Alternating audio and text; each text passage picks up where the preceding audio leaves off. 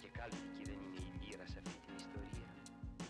Κάλπικο είναι γενικά το χρήμα.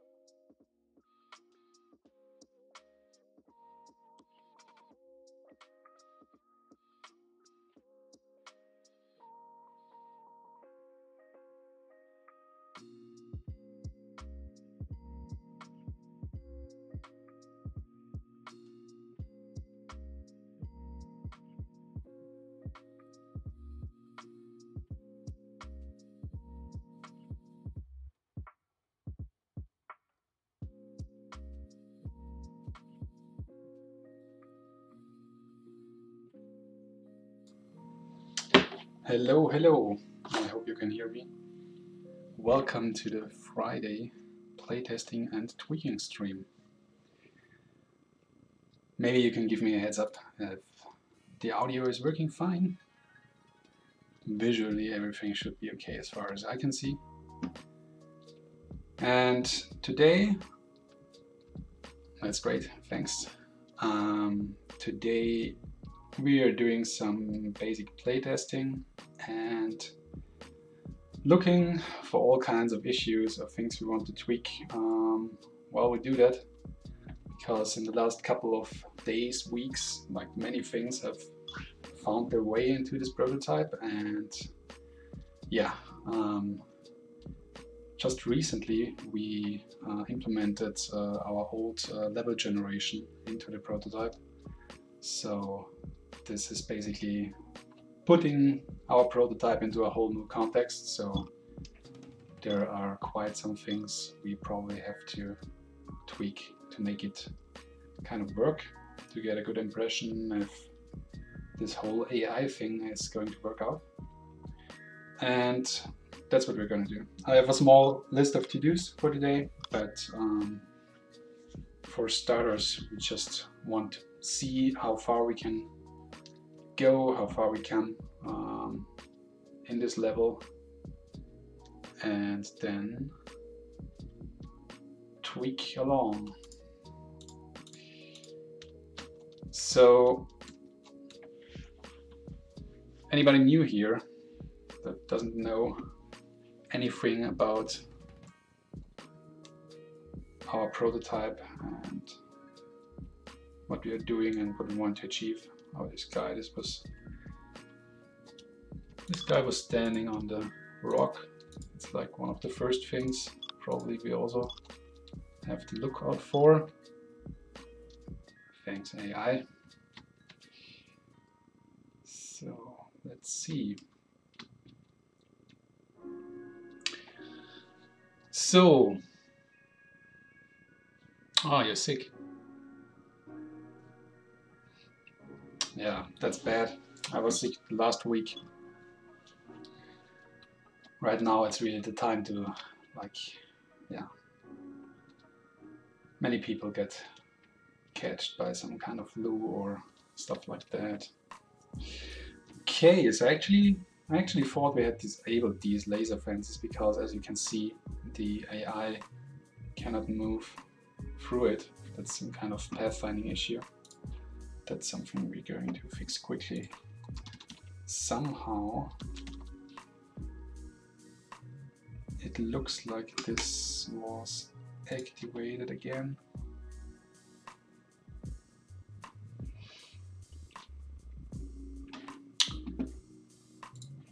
Normally this should be sufficient.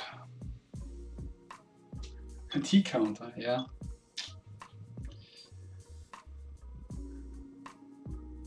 Just started today to get some coffee again after quite some while. But just getting tea, drinking tea.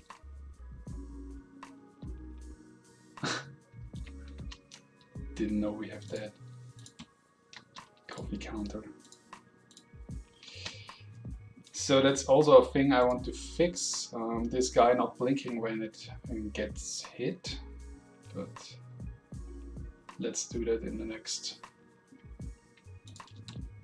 break, basically. So right now the AI is just having a basic module that allows it to follow us and to pick up stuff that we might need later on. So you can see the AI has picked up this space chicken, so when my health will drop further, it will throw it at me.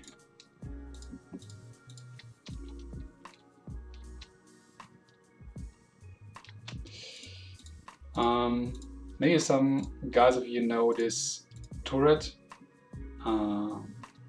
This was actually for a long time quite, or let's say a little bit annoying to fight, at least with most of the weapons, because it was only vulnerable on this yellow sweet spot in the back, which was very hard to actually hit because it rotated so fast. But now we did two things. Basically slowed down the rotation and also made it so that it's taking damage from the front as well. Oh, see, now it has thrown me some space chicken to get me back up again.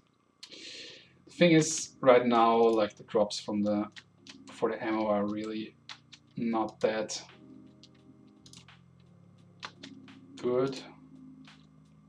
That's the reason why we're now like only reliant on the melee weapon. Oh, that's nice.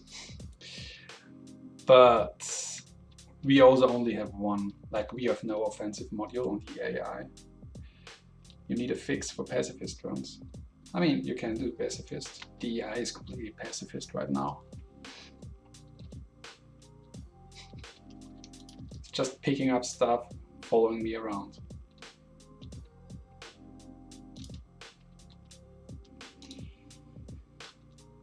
Yeah, this is really annoying, not seeing if I have hit it. It's like, we removed the damage numbers because it was like so much clutter going on the screen, and I wanted to make it a little bit, yeah, better readable. But they were also quite handy for actually knowing when you hit something. So let's see, these boxes here. Oh, yeah, I increased the size of the AI just to make it better visible, because it's like, the idea is that you actually can, like, you have to see what the AI is doing during combat and how it is reacting to the different situations.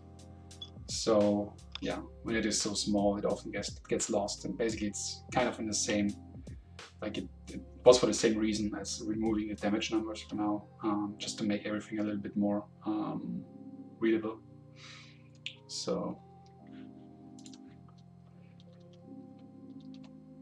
okay, so these boxes with the swirling thing on it, these are the prototype AI terminals where you basically get another module for the AI. So right now we have the support, which was already on it, and we have the grunt module on it, or we got it, which is basically a melee module. And here we can activate and deactivate these modules. So you can only have 3 modules active, but obviously you can find more. So the idea is to have some kind of decision making for the player. So he decides, okay, I want this and that function on my AI because it's helpful against these particular enemies, for instance, that are in this level, or because it fits the player's playstyle. So this might get more elaborate in the future, but for now it's just like enabling and disabling these things and having a maximum number that can be active at the same time. So the next enemies we see, they should... oh, there's one. This one was hiding. So now you can see the AI is going into melee combat and has successfully terminated this enemy. Great. Okay. Let's see.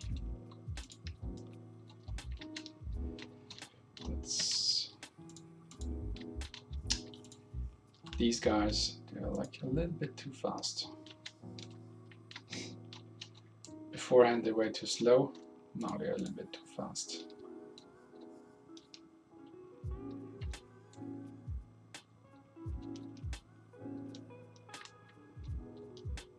Okay.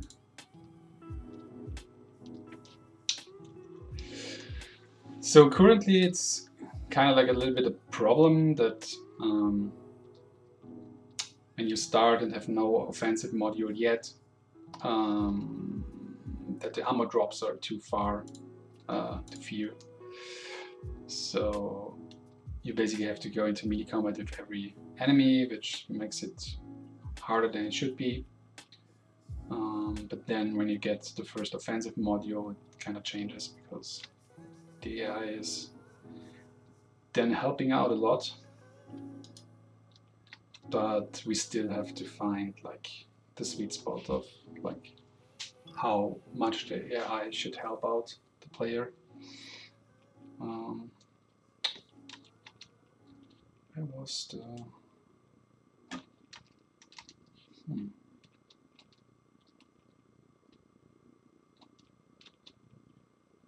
Okay, let's see.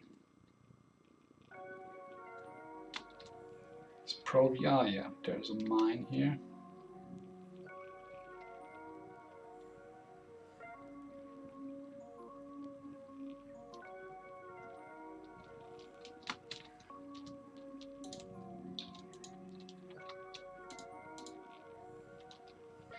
Okay, let's just make a quick note.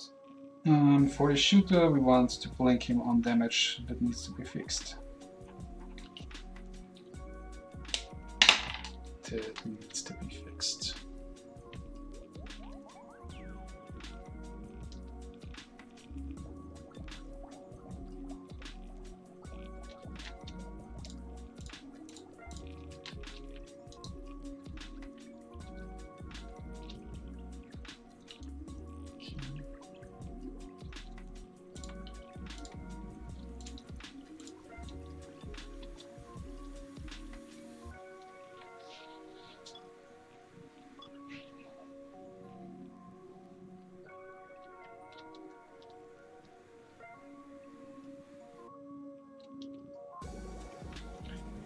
So you guys are already in the weekend or still working?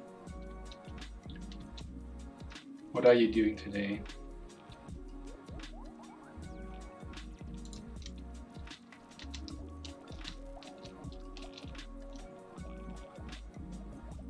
Apart from drinking tea, obviously.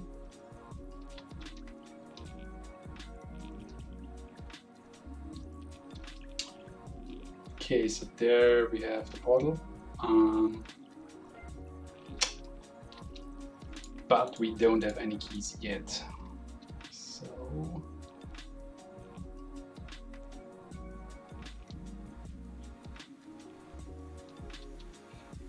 yeah, I was expecting that, Ranger Man.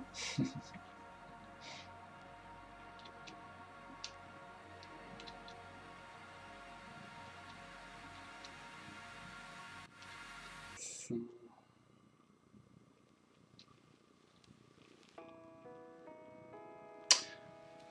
that seems a very high priority, yeah. The T counter.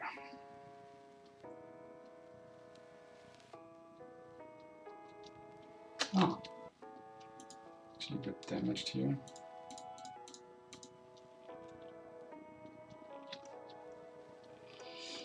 Yeah, when the player is not moving, the throwing works quite nice, like the throwing of pickups. But as soon as I move,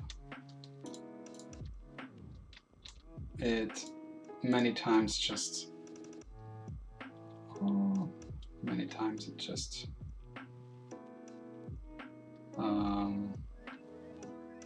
the AI just throws it in the wrong direction, so it ends up like some meters away from me. 0 T's.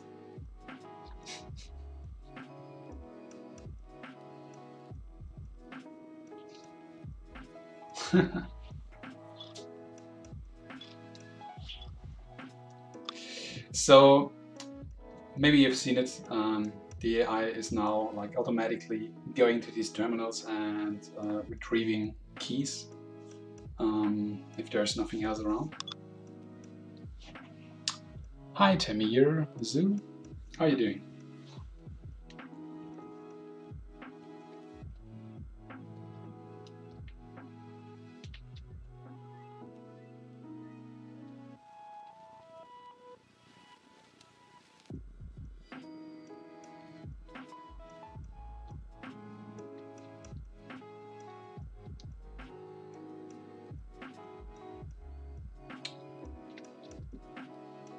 Okay, that's interesting. Ah, that actually damaged the AI quite. I think I should say companion.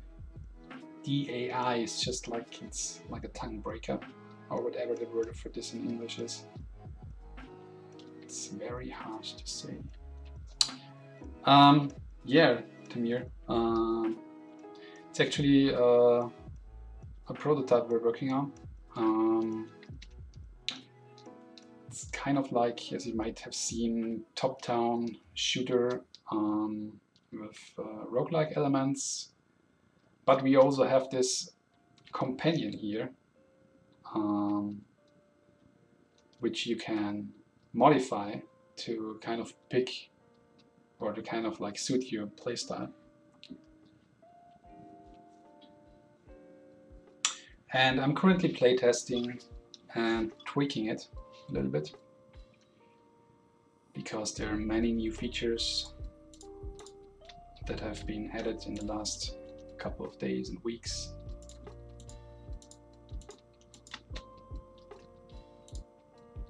So now I'm empty on ammo, but luckily, okay, the AI is dead, and I can't really not say AI.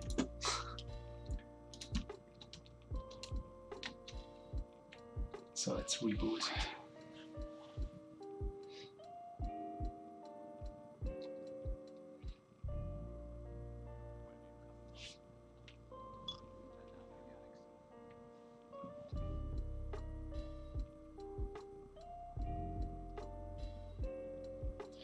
So there's another key. But sometimes, no, it is coming. Sometimes the companion gets stuck. We still have some problems with the pathfinding here, or the steering, probably.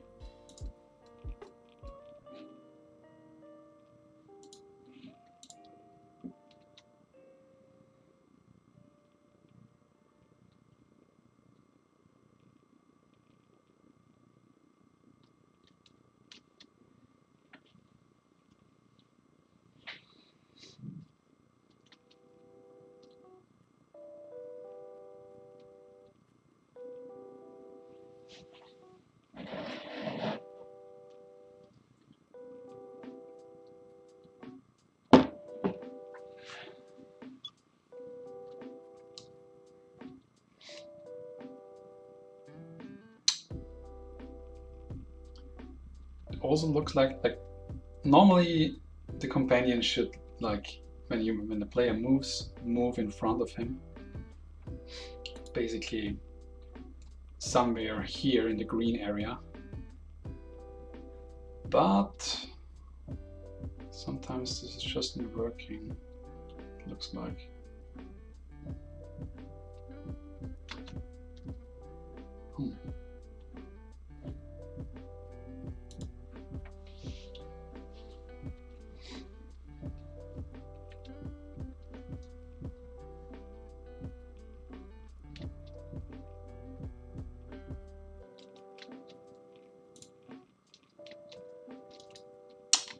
Okay. Yeah, currently we also have the problem, or it's maybe not a problem, but it's not very elegant. The AI is like, when it basically have no means of healing it. Yeah. And that means you sometimes have to go into encounters with like low health on the companion, which is not very cool.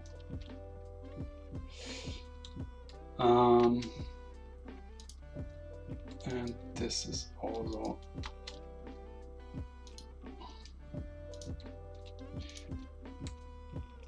like a couple of days ago, we had it that the companion can also use the pickups, like the space chicken. What was that?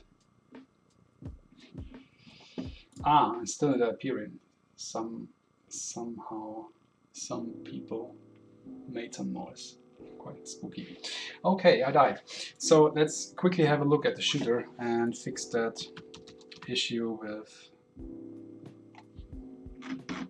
it not blinking on damage.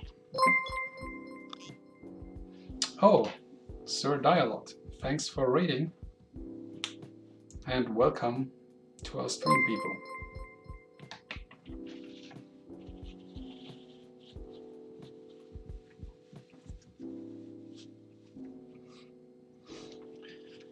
Welcome, welcome to a Friday playtesting and tweaking stream. So let's have a look. Blinky color should be fine.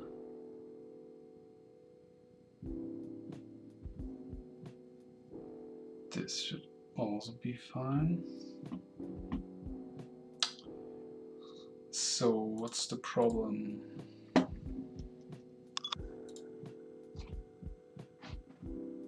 Let's compare it to the walker where it is working.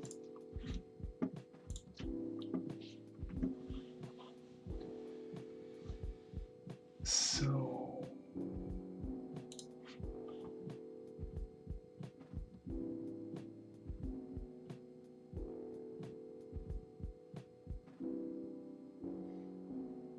okay, at least this looks right. Maybe it has something to do with the materials on it, because I think it needs to be of some kind of material for the blinking to work. Enemy shader, let's see.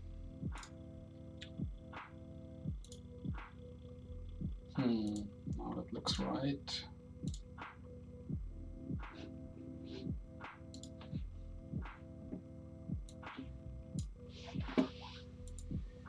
Let's see, where are our nice prototype graphics here? So, yeah. There we have it. There's a standard shader on that, and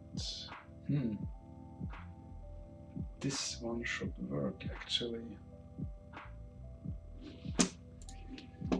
Maybe it's because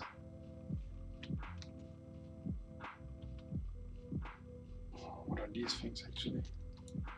Ah, okay.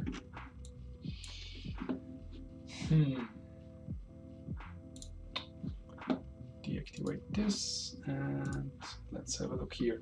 Maybe it has something to do with the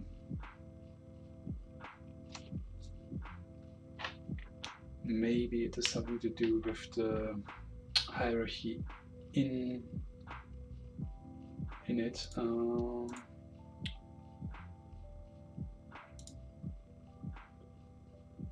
this one, let's just move these here. This one, this can actually be the graphics. Nope, not like that, like that. Let's remove this.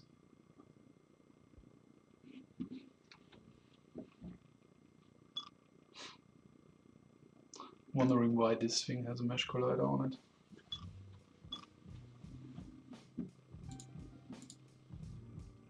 I don't think that should be there. So now we have the graphics, or at least like this cube thingy which should blink on damage. Right below the parent. Maybe this will do the trick. But that's just a wild guess.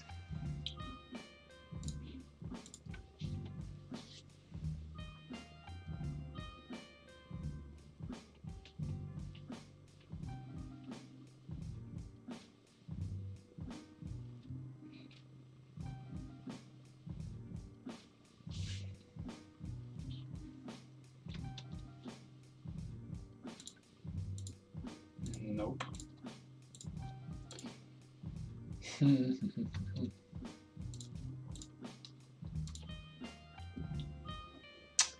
Strange.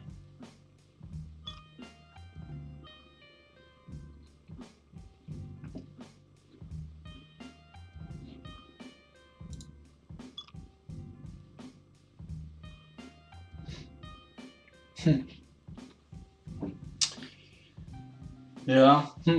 I think I've never worked in some like framework where there's like only code. But I mean, I'm a very like visual guy, so, and I'm not a programmer, so this might be the reason for it.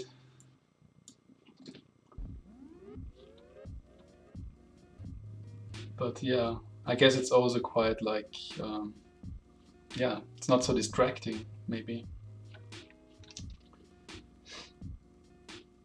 Or what do you say? Like, do you prefer to work just in code, or, I mean, obviously because you're doing that, but what do you think are the pros of it?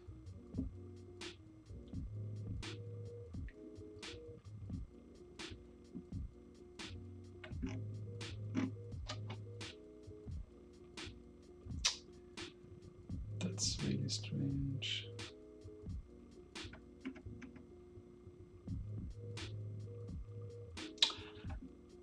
Let's see, I have another idea.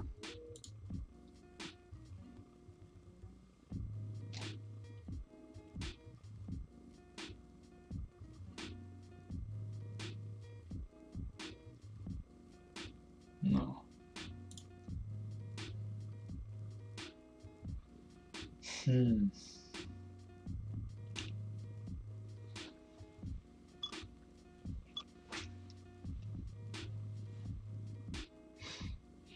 Yeah, I can relate to that. I mean, when you have something like Unity where there's so many things in there, like from like particle system editors and animation and whatever you add to it and 1,000 other things, it basically, yeah, it's not, they try to be consistent, but obviously that's like a battle you can't win if you ever want to add new features to the engine or to Unity, and that's,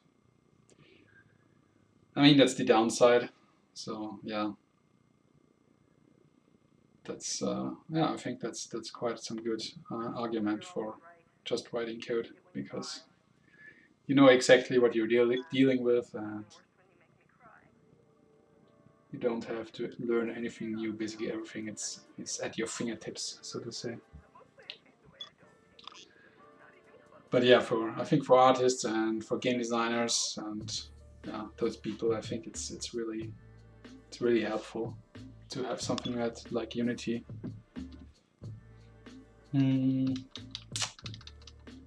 Yeah, I think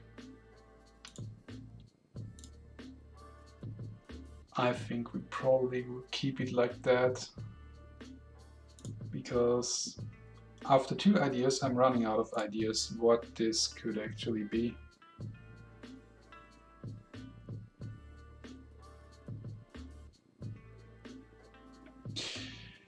Yeah, definitely. But on the other hand, like, I mean, it always depends on what you want to do. I mean, if you want to do something very simple or very specific, then probably like Unity might not be the right choice for it. Because yeah, there's obviously loads of things that you will never need and that are just like adding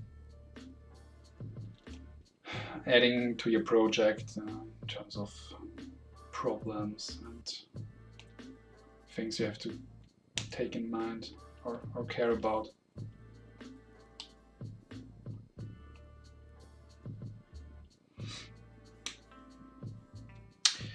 So yeah, I think this is. I think we will leave it like that. Oh, Rangerman, do you have an idea why this thing is not blinking? Let's have a last look at these graphics, both of them. Okay, so there's some kind of, that's okay, I know what this is. We don't have, probably don't. Oh, that's interesting. There's some empty mesh filter on there, which probably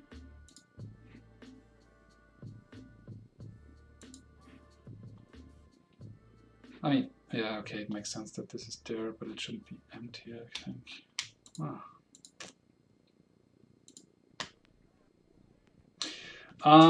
Nothing specific. It's actually more like playtesting and seeing how this whole thing with the AI put into our old level generation is working out, and tweaking and fixing stuff along the way. Yeah, right now I tried to fix this thing. Let's just, I have one last idea. Maybe this will, let's see if this is working. Let's see if this is working. So basically I'm going to use these graphics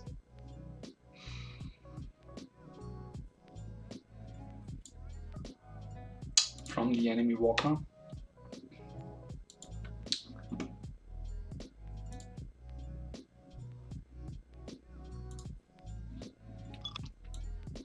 That's also a little bit strange, but I mean, those are just like prototype enemies, so in case you're wondering why they are so, or let's say a little bit messed up, we actually implemented them like really, I think months ago. So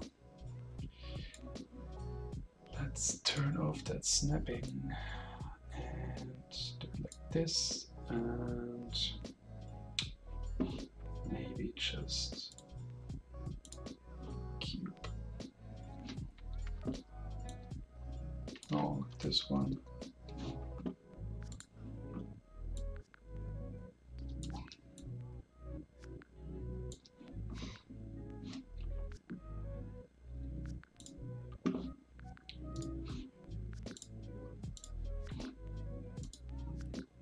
That's not like really clean what I'm doing here, but I'm just trying out if this is working out, and if, then we might fix it a little bit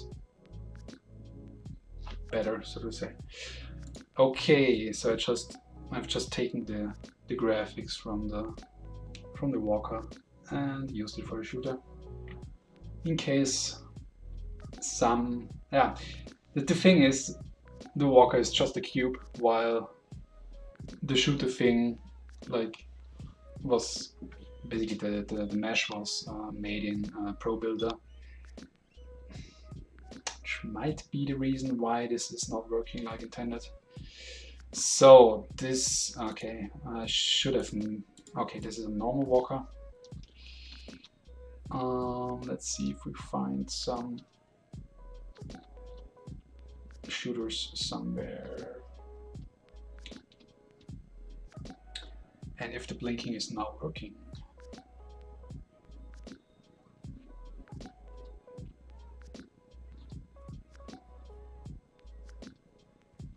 So, yeah, it is working. Okay. So, let's quickly fix that.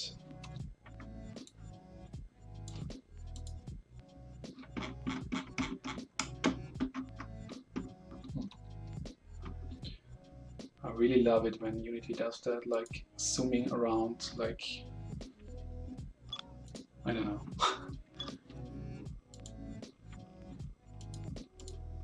Okay. So maybe let's just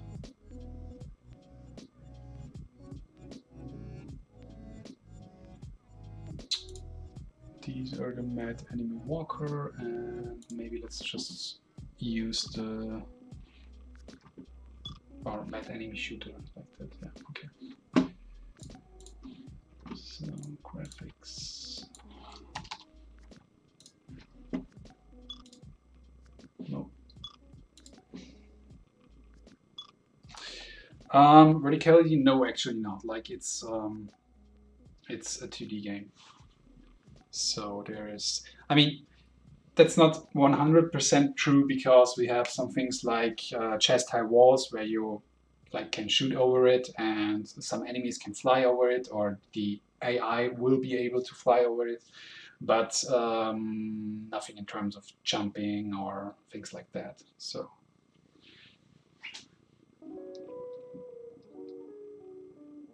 okay.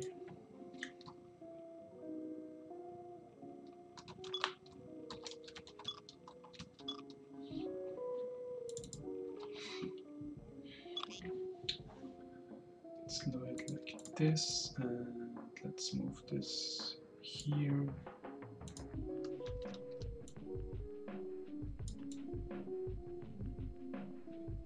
Looks a little bit weird if you ask me, but whatever, it's fine.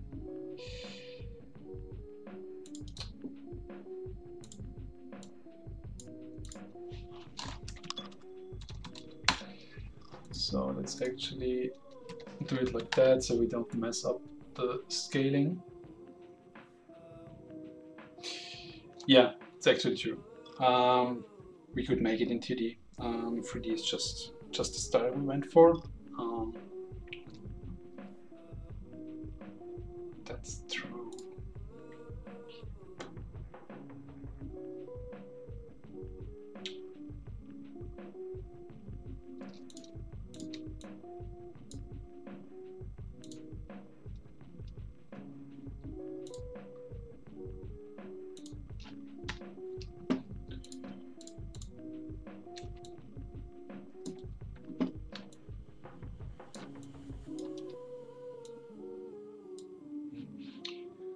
Looking a little bit like weird, but whatever. It's just that you can see where there's the front and what it probably will do. Like, yeah, maybe make this a little bit. This.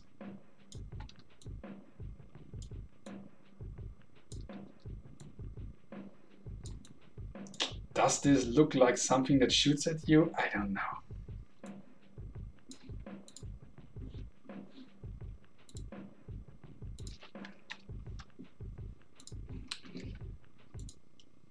What this is saying Okay. That just as you don't Let's just try it out and hope that this is still working, the blinking. to grow and shape this body of yours. That doesn't mean to say that you're not doing it. Equally, you don't know So where's the water counter? how the universe, Like all the healthy people out there that just drinking water, the constellation, and they're basically discriminated because they have to drink coffee or tea. I mean, mean to say that you tea should be healthy. doing it in just the same way as you're breathing without knowing how you breathe. And it's gone. What the hell? Ah. It's actually not moving anymore. Like, what the hell did I do there? Great. Yeah, probably. No, that was not what I was doing. I don't think so. What do we have here? Missing exception.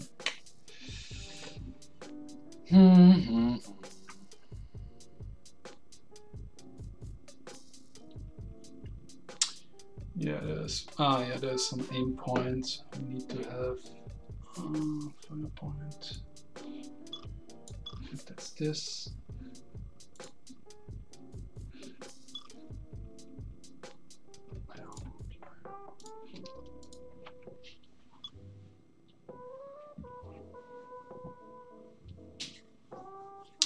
So, Sir Dialog, what are you working on in, how's it called, Love? Love? I don't know how to pronounce that, but I really like the word. It sounds like something from Finland or something like that. Okay, it's rotating, it's not doing anything. Ah, damn it.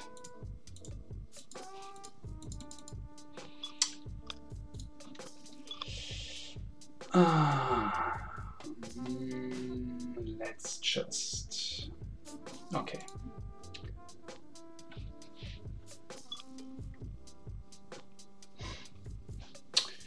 Yeah, that's definitely true.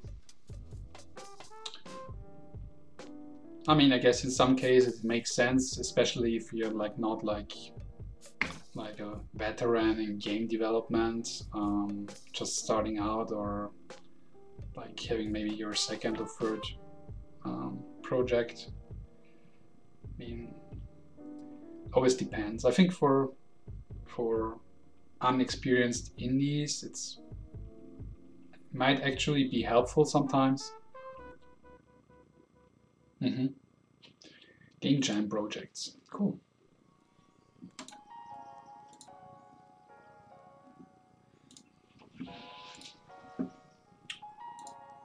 Okay, let's quickly revert that and then put that again.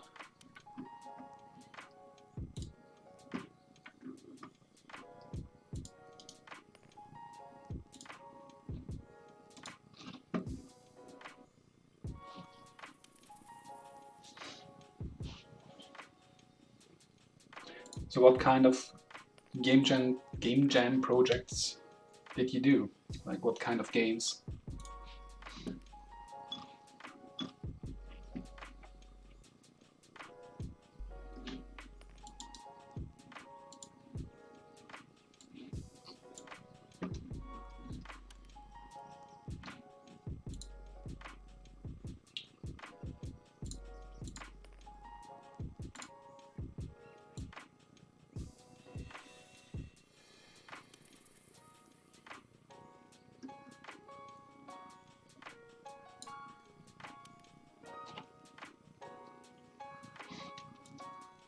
That actually looks cool. Huh.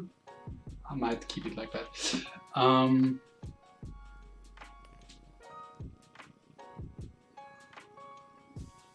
Simple 2D games. Oh, I mean, I think simple games are really not that simple as many people think they are.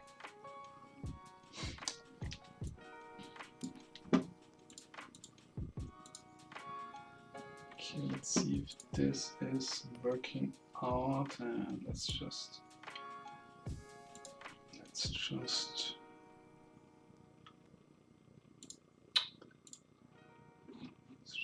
remove this. Nope, remove this.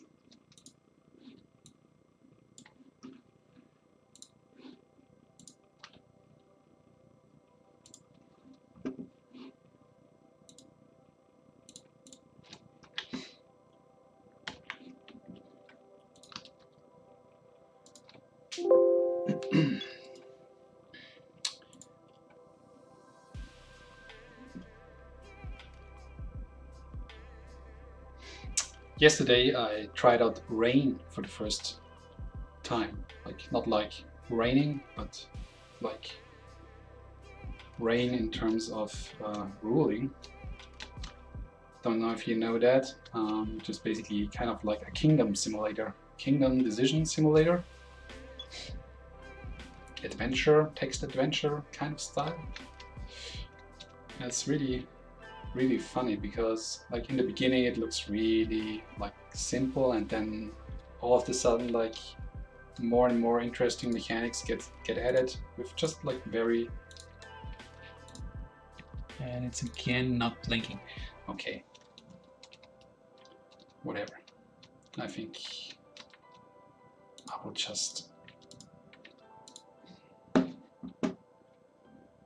I miss something now?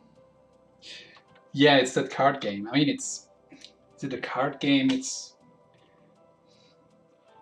I don't think actually that it is a card game, because it's, I mean, it has some kind of deck that gives you different situations and that gets extended by time, but I think that's mostly it. It's not like really a card game in the traditional sense.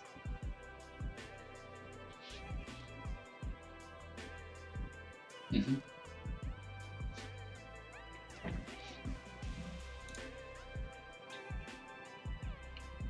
So are these games online, like these game jam games? Did you put them on itch or anywhere?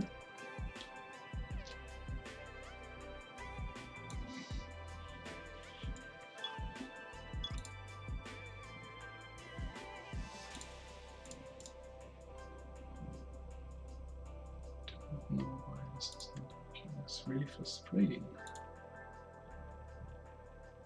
On the other hand,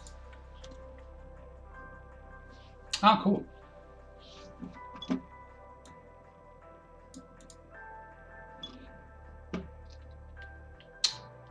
I will have a look at that later on. Cool. Followed on Twitch or Itch. So,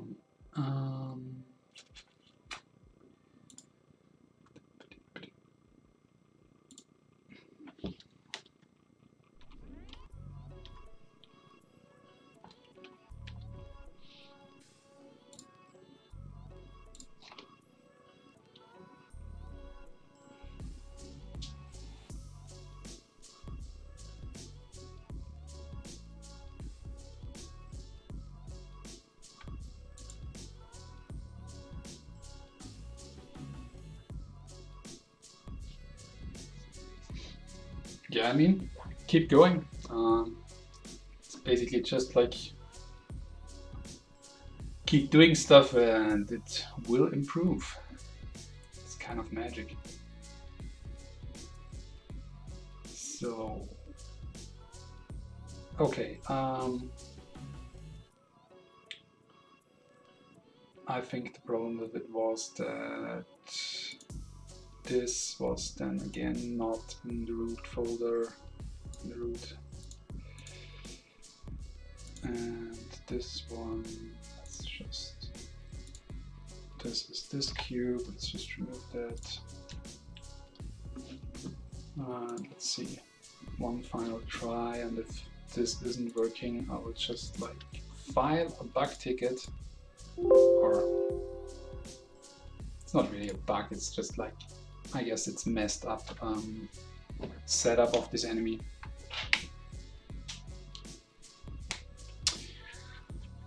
Yeah, have fun with your dog. See you later, maybe.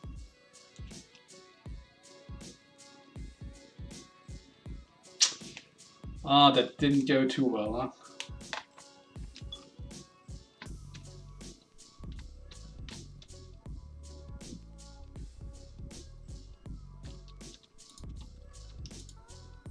Yeah, it's still not working. But anyway, it is like this for now. Why is this no red? It's interesting. Okay.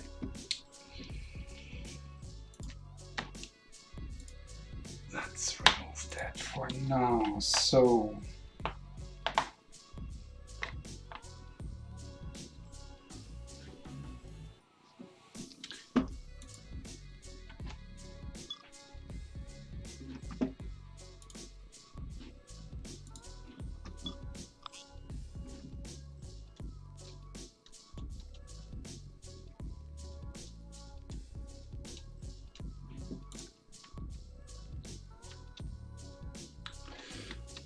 one thing I also noticed is that the melee attack is currently not working on these destructibles.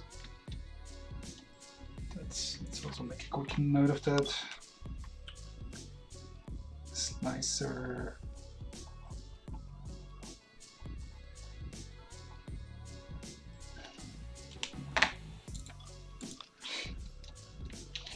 Oh yeah, and I need to reactivate the AI because otherwise I will have to go alone, and that's dangerous, as we all know.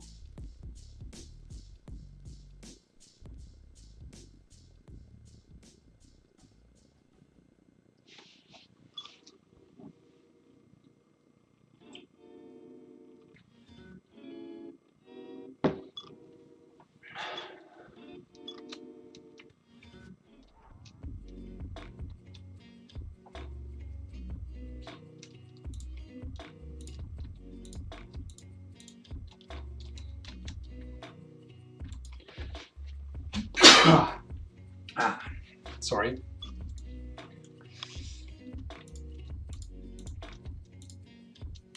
Next time I'll try to quickly mute myself.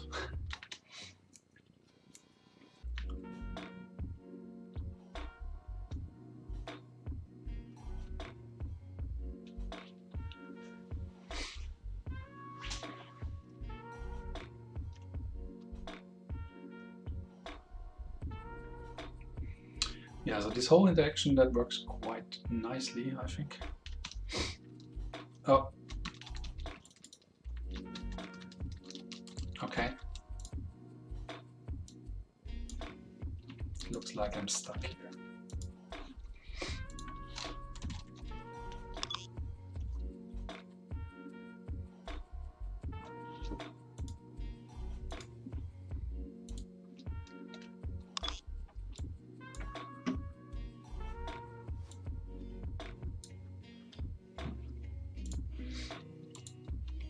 Yeah, that didn't work out.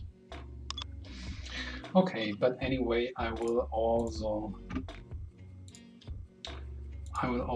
activate another module because currently just running around with the support module is a little bit underwhelming. Let's see. Let's do this.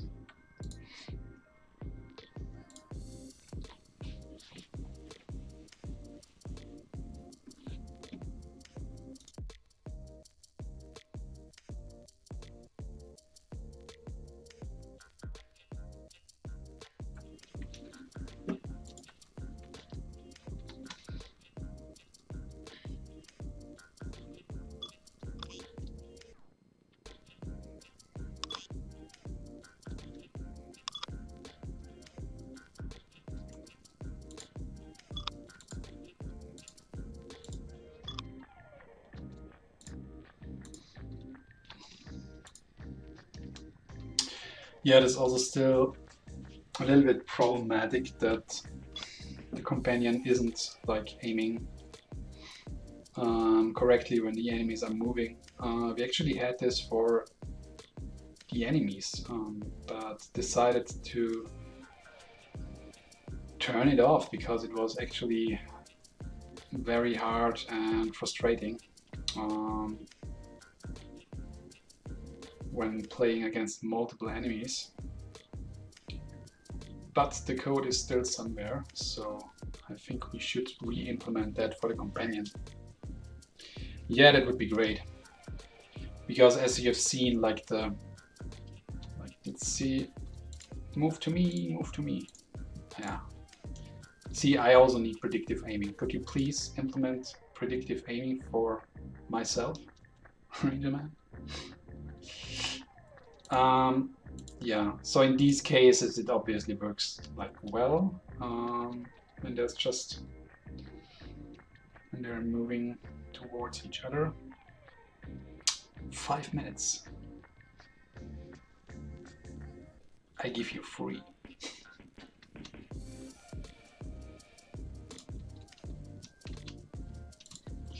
So this ranged attack module you're seeing here from the companion, it works kind of similar to that gun from Unreal Tournament, if you know that. So if I hit it, there will be an explosion.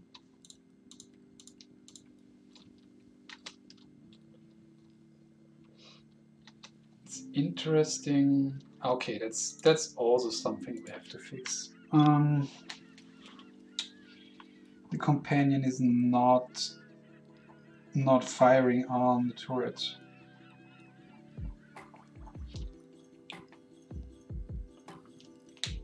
Yeah, renaming yourself to Scotty now.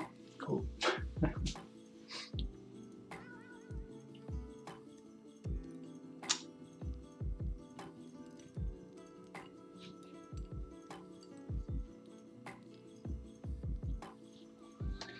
I think there's already like a saying like that, to Scotty something up or down. Actually down, I think would make more sense. Scotty it down. Hey, can you do that in 1 hour? I do it in 20 minutes.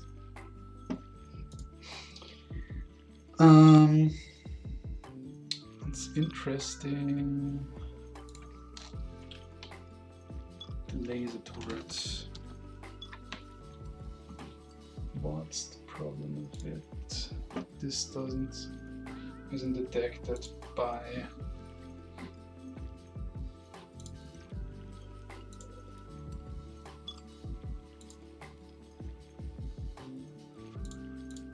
our companion.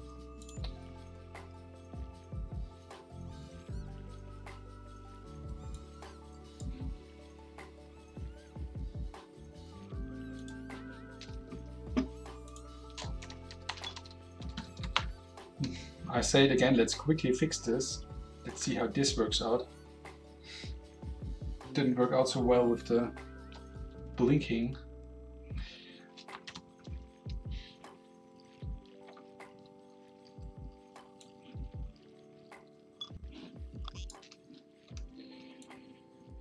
Okay.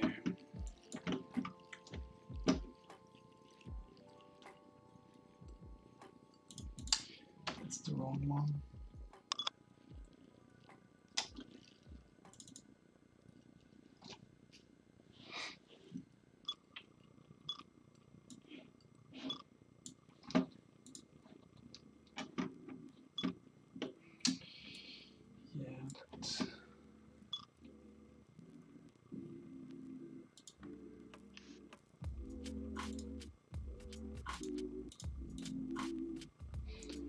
Is there a character on that? Yeah.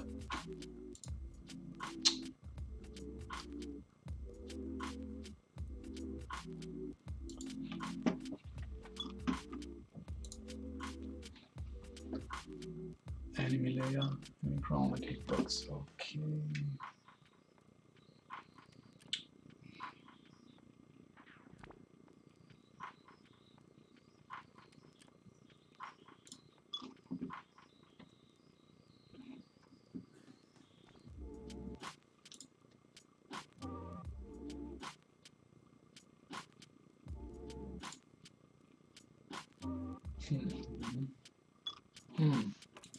That's interesting. Okay, these are both already on the hitbox layer, but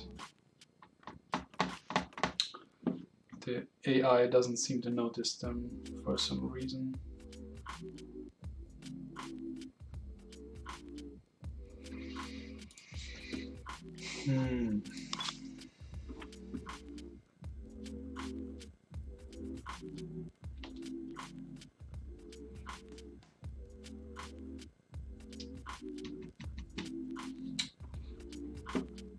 What could that be?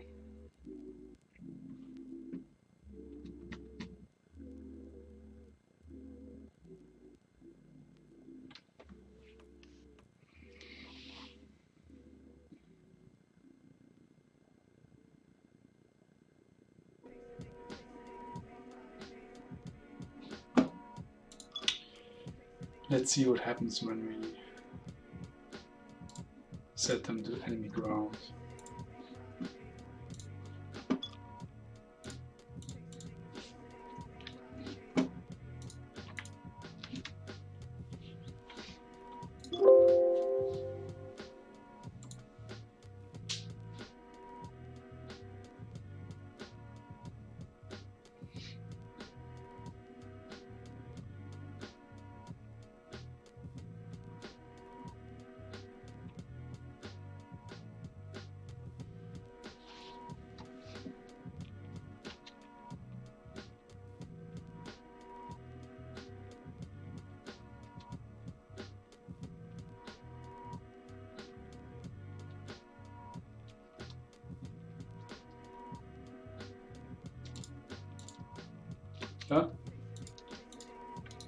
Did it work now? Let's see. Okay. Whoa.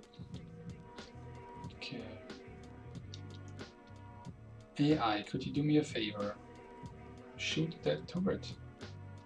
No, it just shoots that guy over there.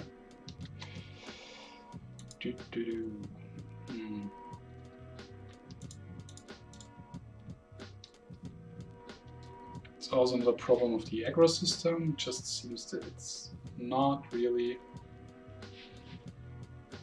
recognizing it. Beam. Yeah, beam. Beam what?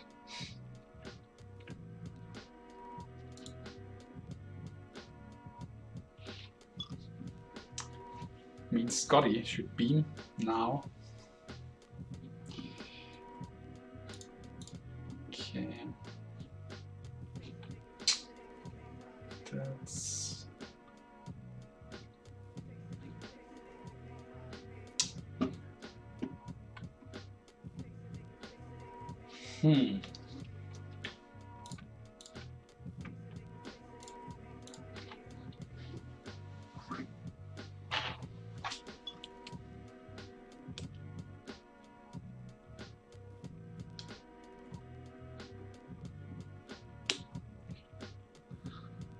I wonder if we see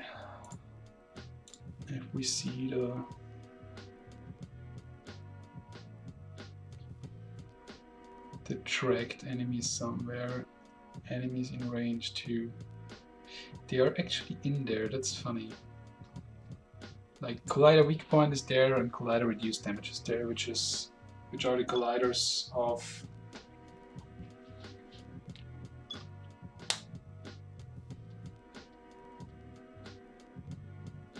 the turret.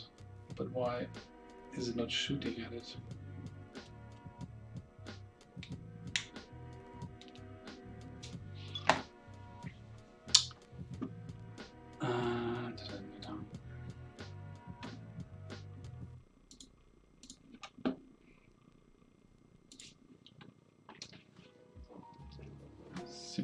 ignoring it.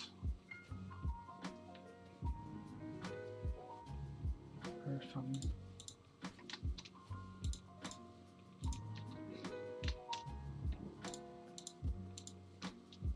Are these working? Yeah, they're working.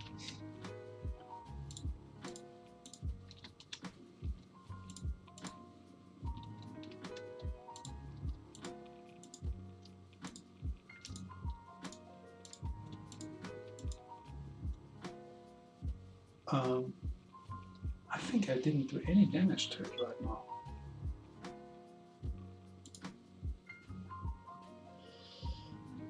Probably something with the layers is really messed up there.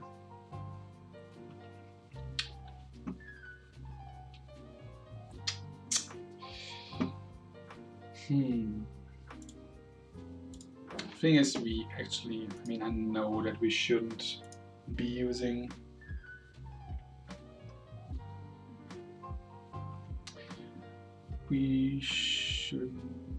yes, it's true. It's true that the key count is now at 5, or that something with the layers is really messed up.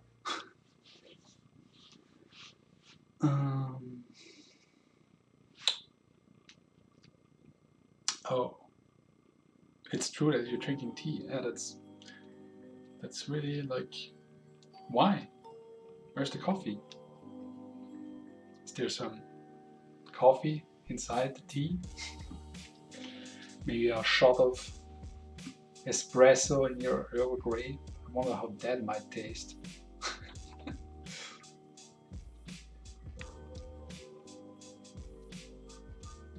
There's a beam, so... Okay, so these two definitely should not be on enemy grounds. They should be on... That would be disgusting. I don't know. Have you tried it?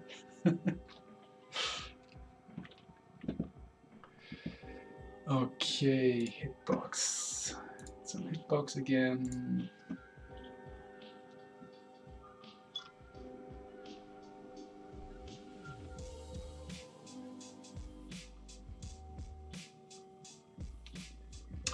Do you have an idea why this is not working, Rangeman? Why is the AI, the turret, not... why is it not attacking the turret? It should be, and these colliders are in the list of enemies in range.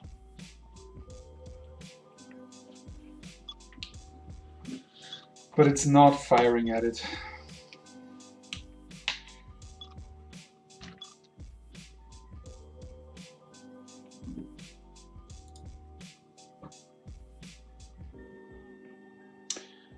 Aggro agent, that I don't know. Yeah, I mean, let's quickly have a look at it, but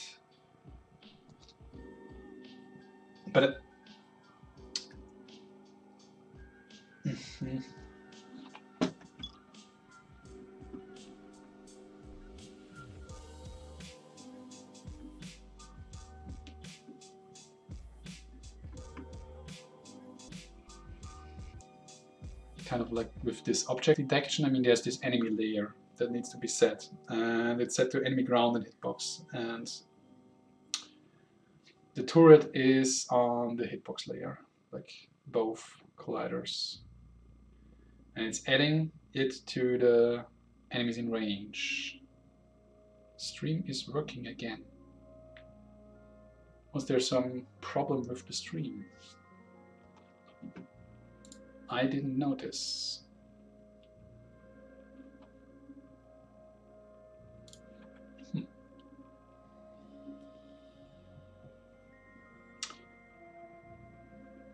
So,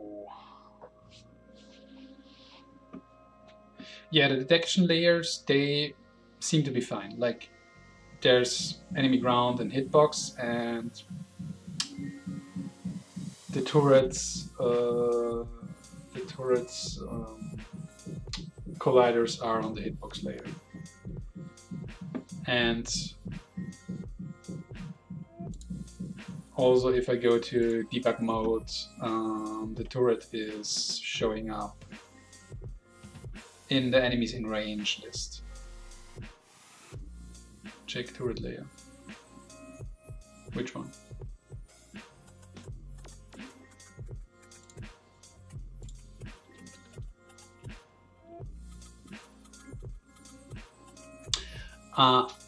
More. Wait a second. This might be the reason why it is. So does an enemy also need to be on the object detection layer?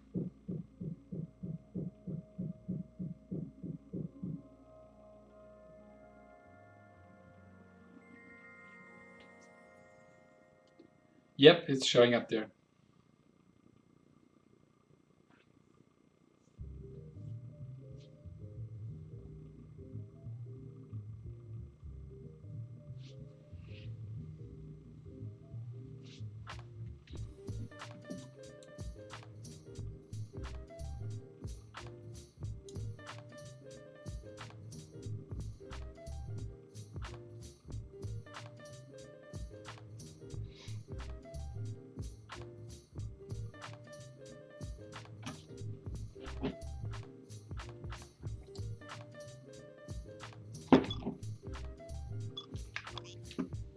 That's the strange thing.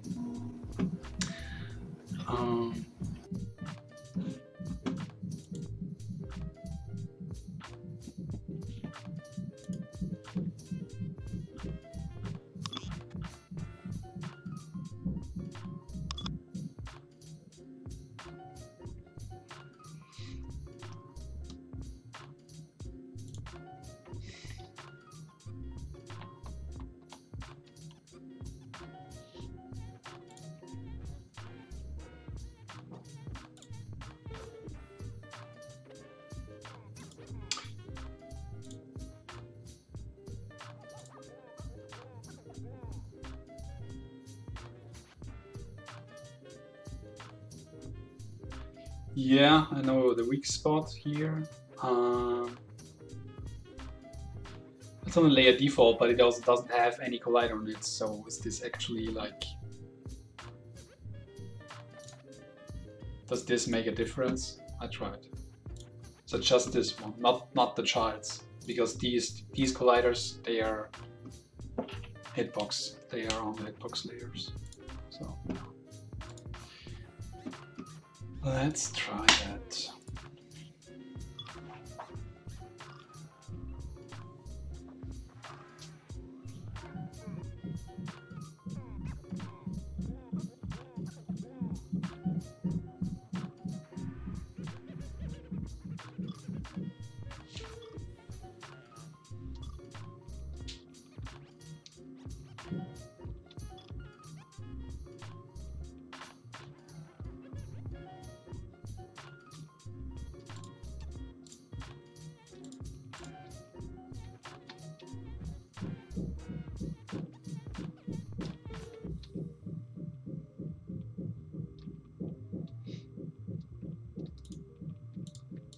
Okay. Boom.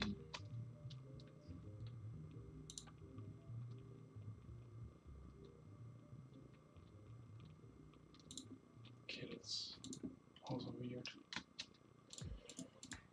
Okay.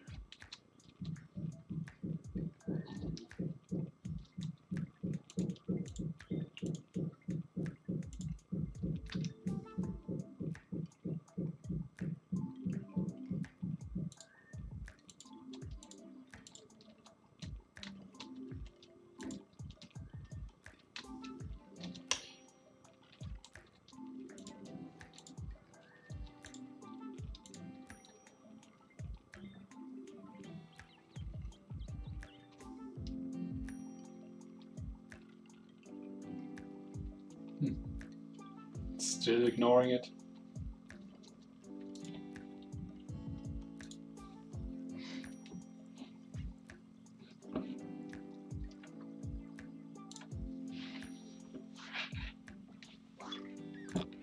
Let's have a look again and just to make sure. But I think Now it's 0. That's really interesting because I absolutely know that both of these, like the weak spot, no, not the weak spot, the reduced damage and the weak point collider, both of them were in the enemies in range list. Now they aren't for whatever reason.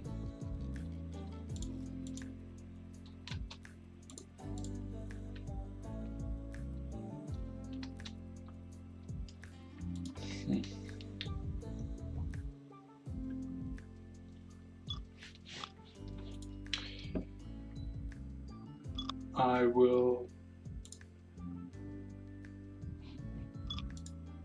set this back to default layer.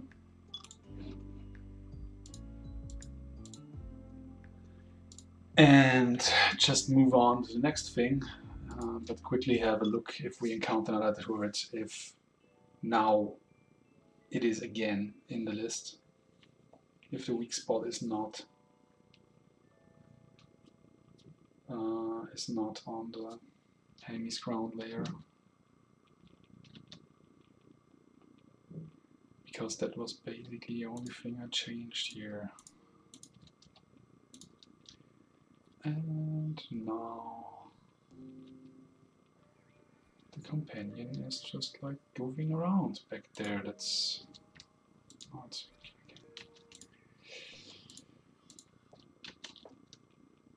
Yeah.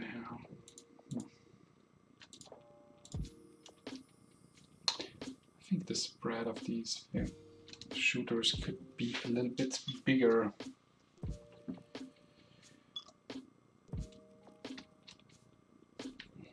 Let's quickly change that.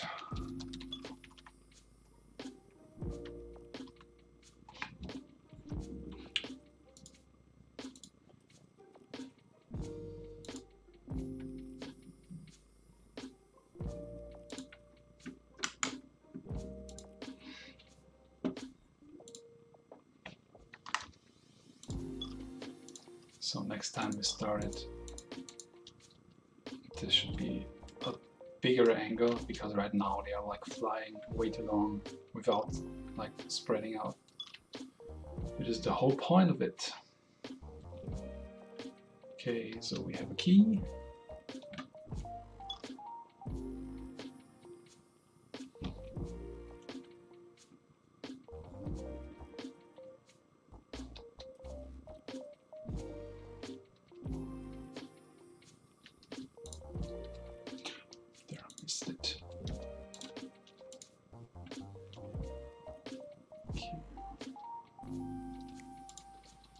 Okay, that's going to be interesting. Bam. Ooh, out of ammo.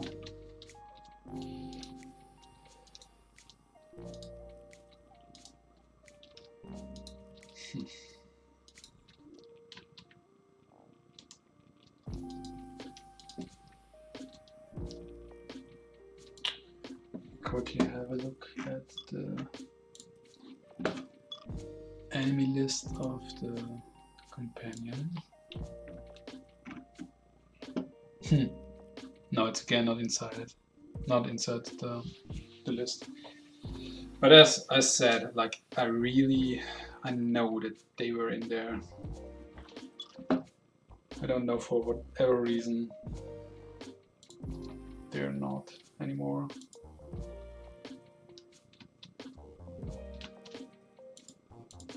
It's really strange. Okay, let's see what kind of, we have supported any metagram. Why?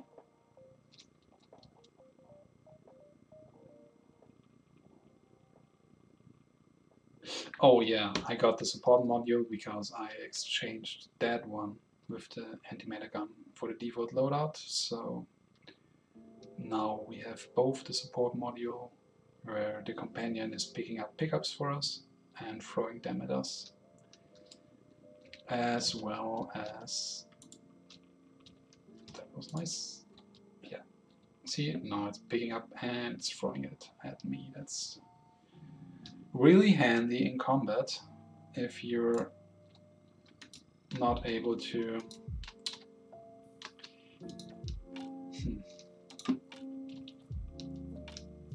if you're not able to go there yourself because you're busy fighting and the pickups are disappearing. Okay, that's going to end. Oh, okay, that was close.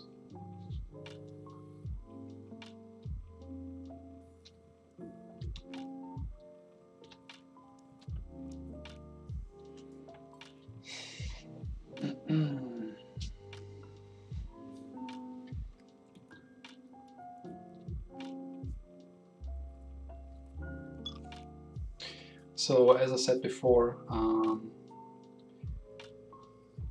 little while ago, the companion was able to use the health pickups the player can use also for itself, to heal itself. But we removed it because it was kind of like annoying, like doesn't felt too good that it has eaten away your space chicken. But we need some way to heal the companion apart from the terminals where you get new modules, because there it will be healed to 100%. But there's no way. Okay, we already were there. Great. But there's no way to heal it in between those terminals right now. So that's something that we probably want to have because, oh no, that's a really old one. Flying into Nirvana. Okay. Anyway, so yeah, we need some way to heal the companion. Maybe we'll also do some auto heal after not taking damage a while, like, you know, from your typical modern day shooter. So let's quickly have a look at the slicer, because that's also interesting.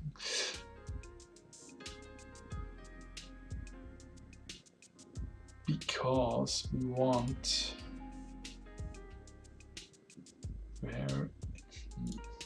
what's it called? Okay, don't need the debug view there. How's it called? Plant. Desert plant.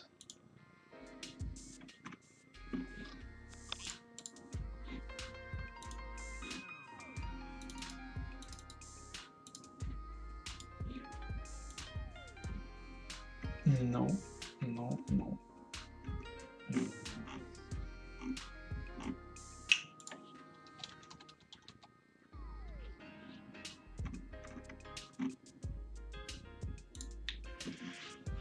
Okay, these are on the layer. Let's see, player collider. Load static. Interesting. Why are they? That doesn't make sense. Anyway, let's add world static to it, so we should be able to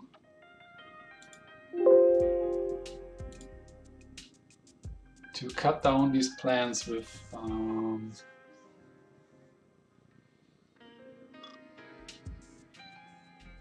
the melee weapon. There's another issue with respawning at the moment. What do you mean?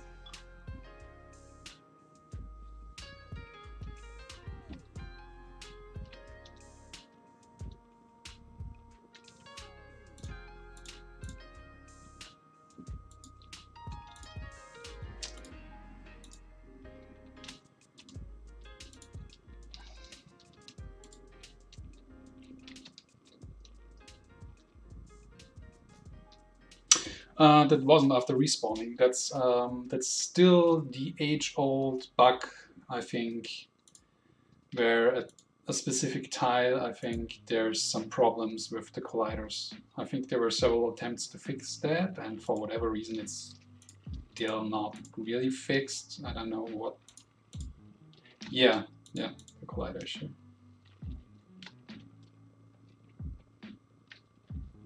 I think it's just between two tiles.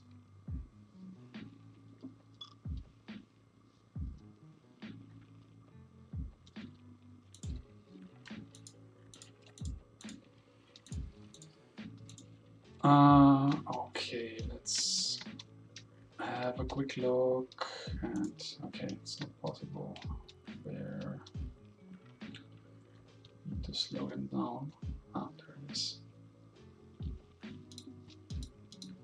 No. Is it?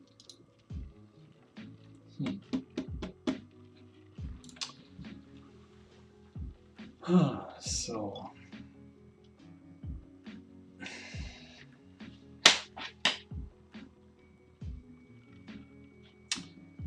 That's strange. Plant blue, half of one.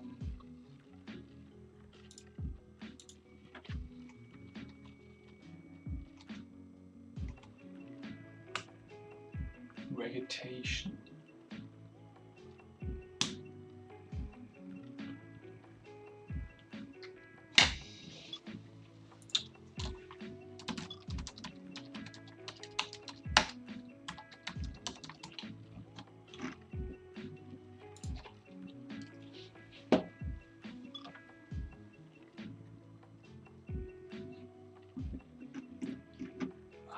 That's called pilot pistol.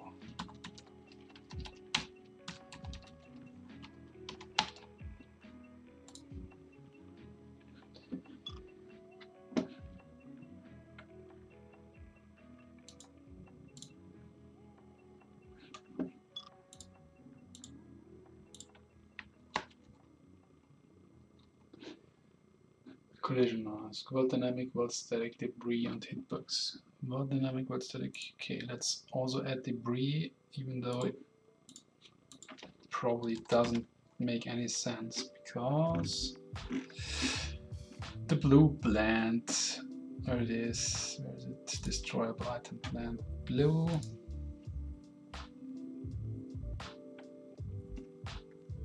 These are just FX.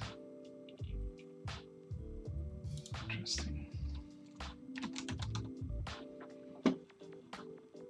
Here.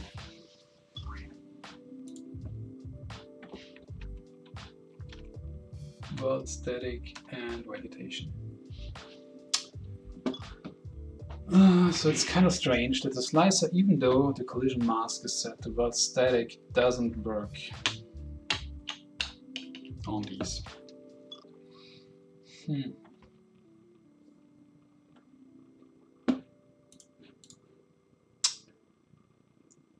Okay.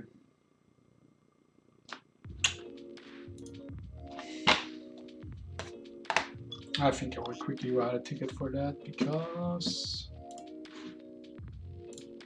that's something we need to have a look at.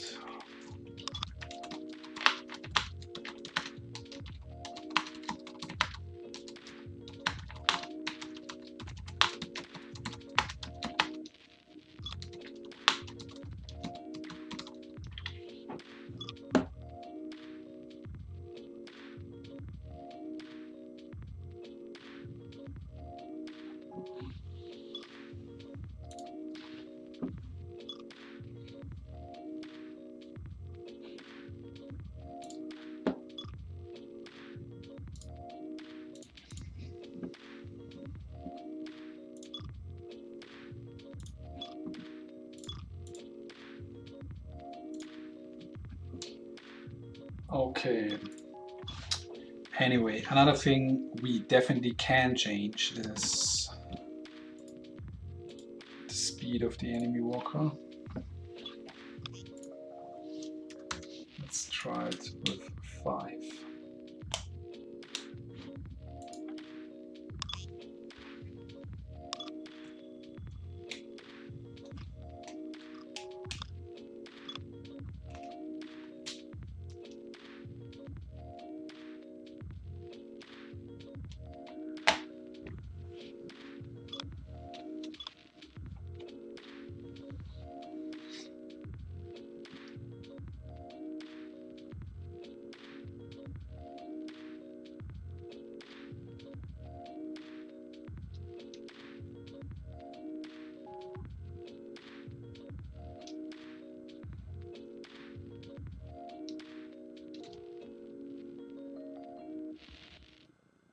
It's a little bit too slow. Just a tiny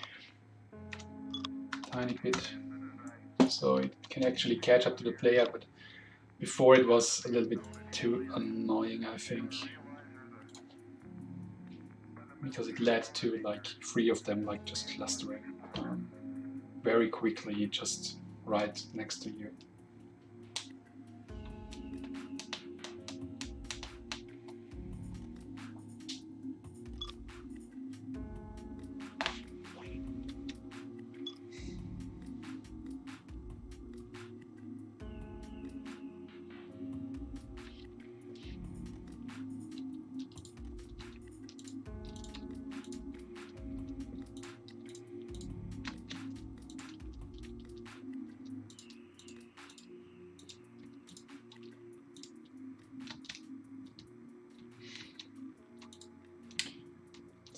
Really interesting.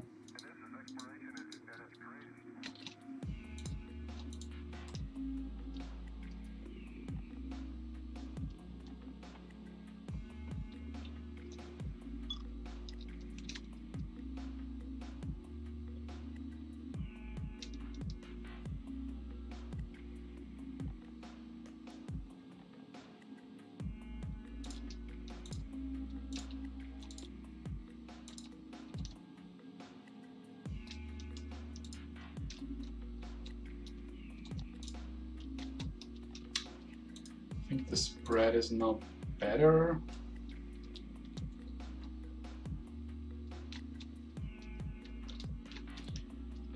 Projectiles could be a little bit slower though.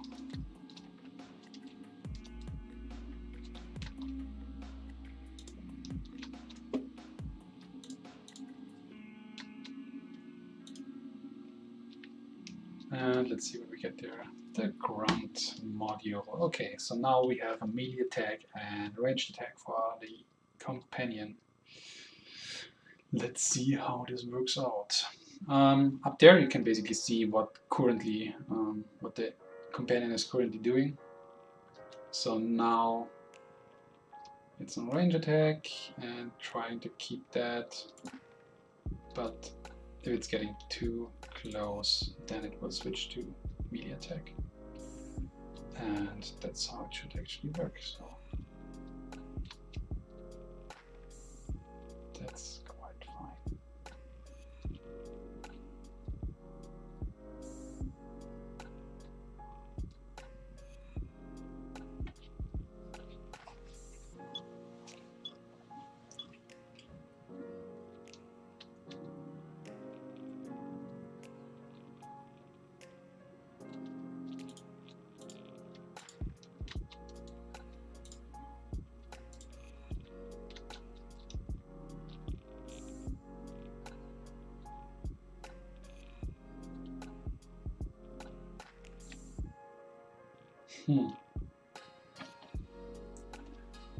Okay.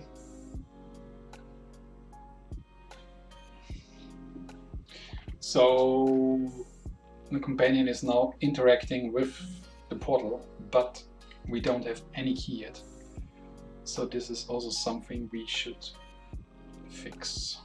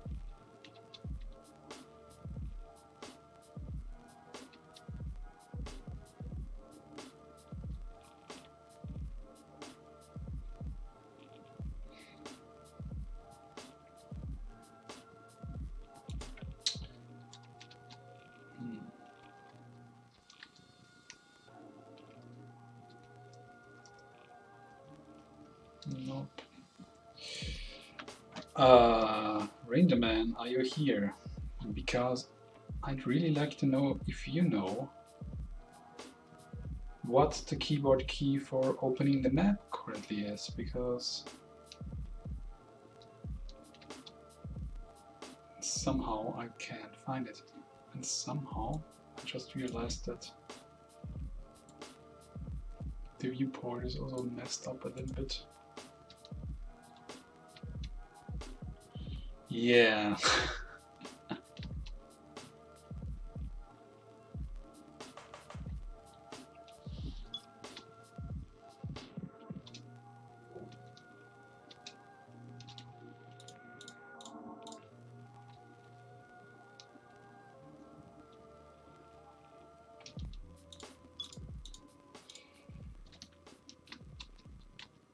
Yeah, I will have a look into the rewired mappings.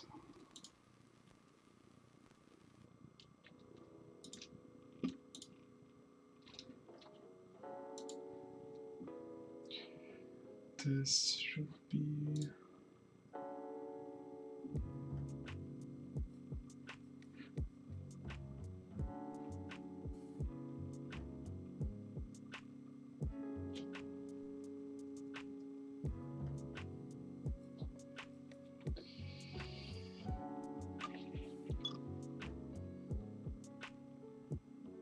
No.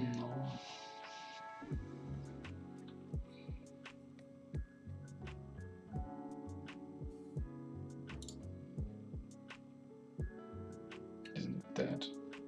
No.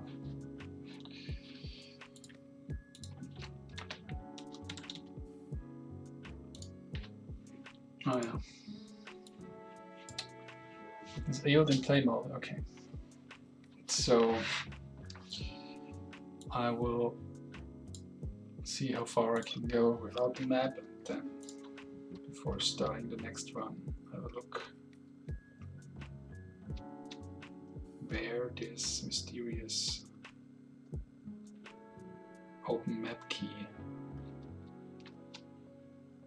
is.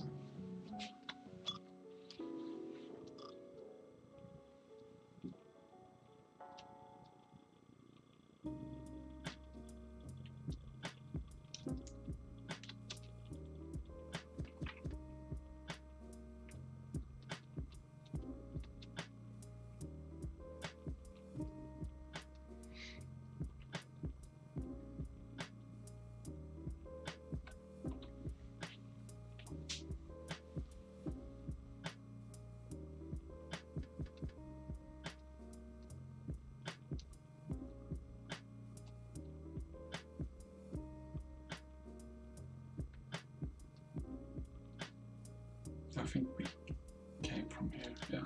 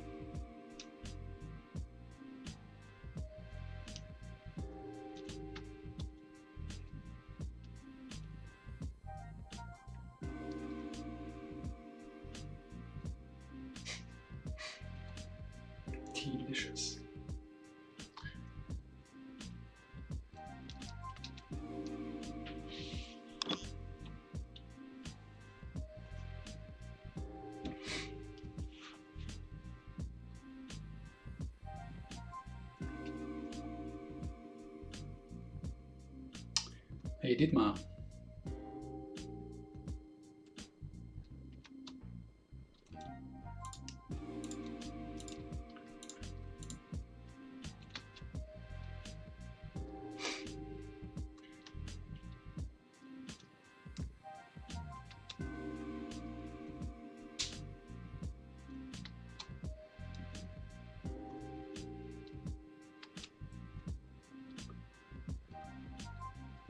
How are you doing? Do we see each other at the Christmas party again? Because I'm really looking forward for you having again this delicious, I don't know what it's called, alcohol with fruits in it with you.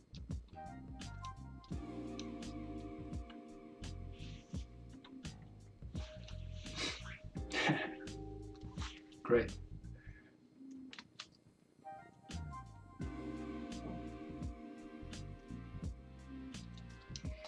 So with all 3 keys, that's fine.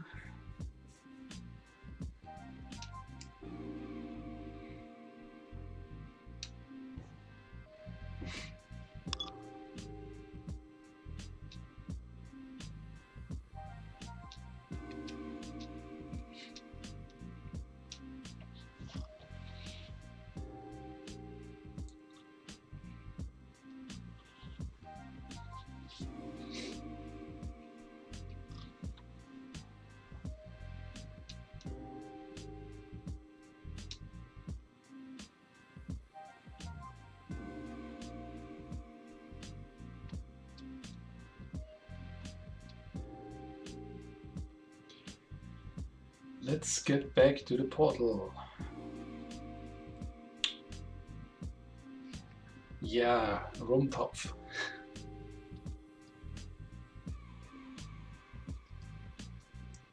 That sounds great.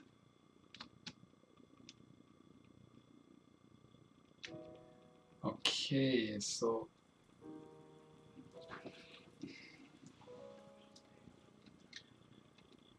companion is interacting, but nothing's happening.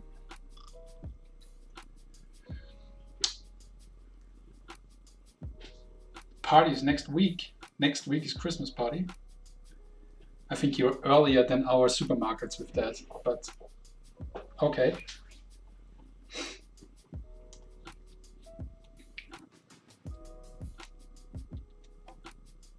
I've not yet seen some chocolate Santa Claus or whatever. It's actually quite time for it, isn't it? Ah, look at that. You just have to wait. I think she really calculated hard on these portal coordinates. What was that? Like, it needed a minute before starting to interact with it. Very funny. Okay. Ah, yeah, 12 years of railroad. True, true. Ja, Lebkuchen and Quizschauen.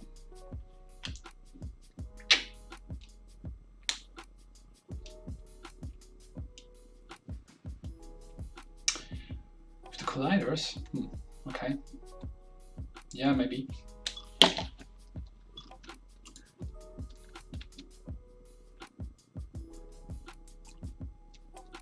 Bam.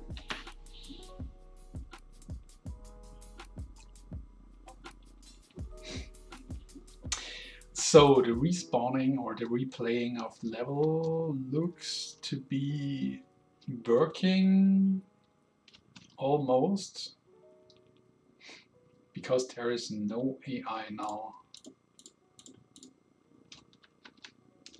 No companion. Probably I left him behind in a parallel universe. That's sad. Okay, so let's have a look at the rewired editor keyboard maps.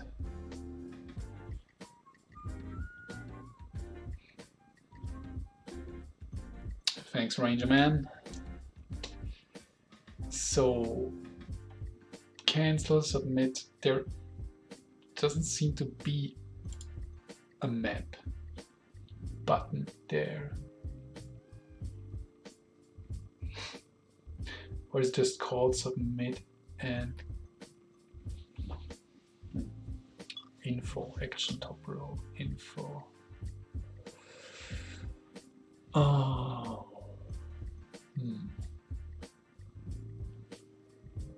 Dash, fire left, fire right.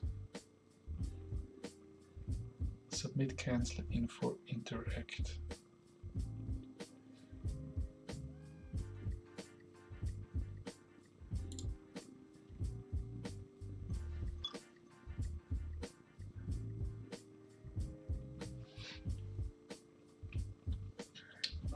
Become adult, and now it has to leave me, or what?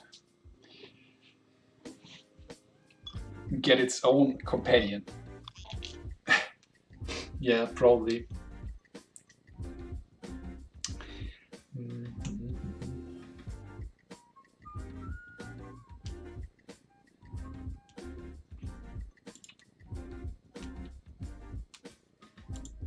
There doesn't seem to be an info button here.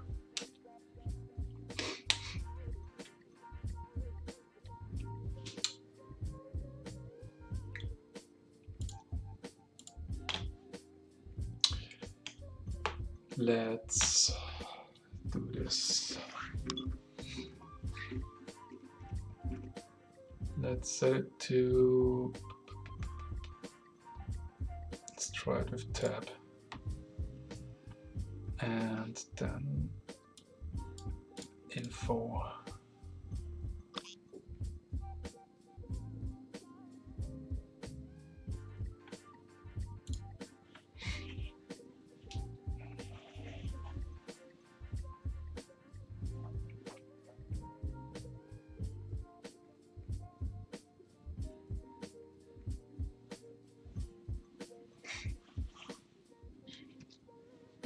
No, that's the info for the... Okay, but that wasn't there as well.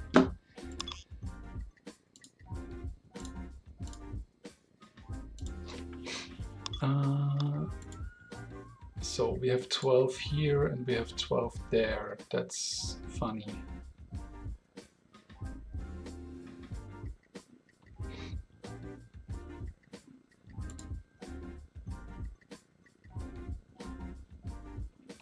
But they're not the same, it looks like.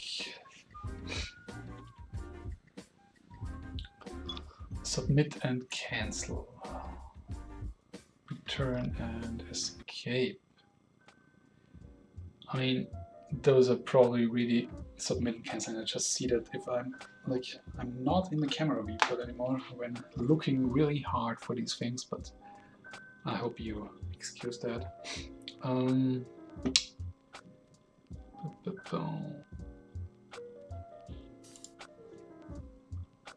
Okay, those are clear. This is also okay.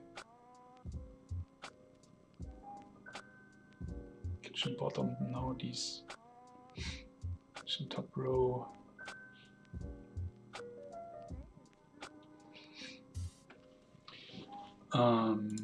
Nope, to this one, maybe.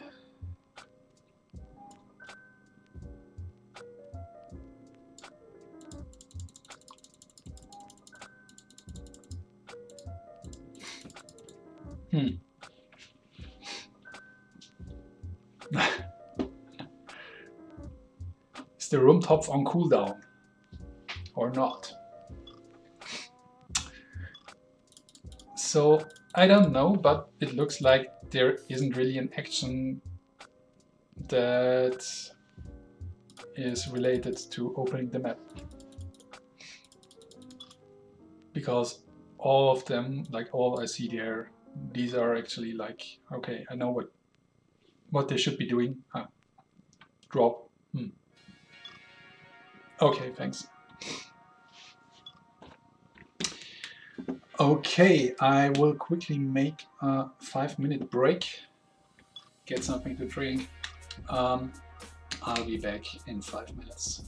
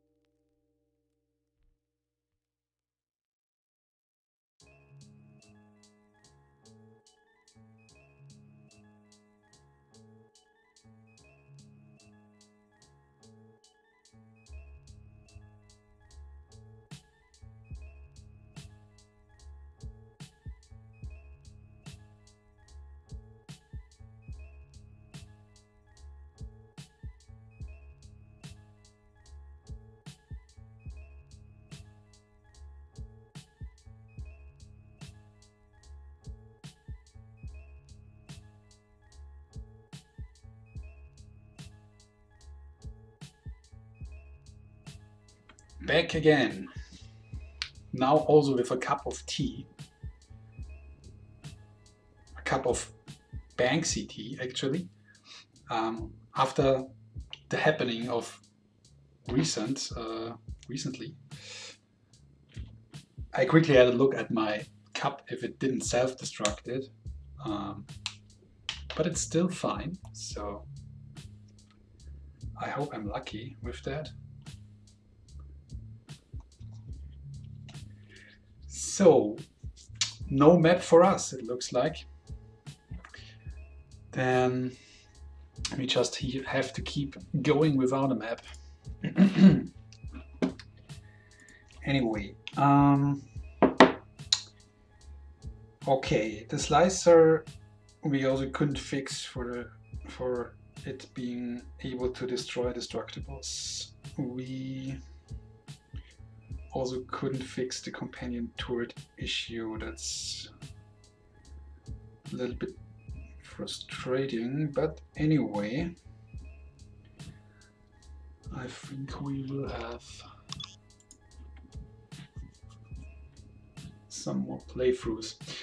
One thing I've written onto my to-do list was having a look into the pickup spawn rates and also the enemy spawn rates, because we recently changed how the enemy spawns are working. We switched from a system where there is a tile and you define what enemies are spawning on there, like and on what position and so on, to a system where you basically only put some spawn points on a tile, but when the world generated, these spawn points are randomly picked and a fixed number of enemies is spawned. So we have decoupled basically the tiles from the enemy spawning, because beforehand, if you got like two tiles with 3 spawn points on them, there was a guarantee that there were 6 enemies on it.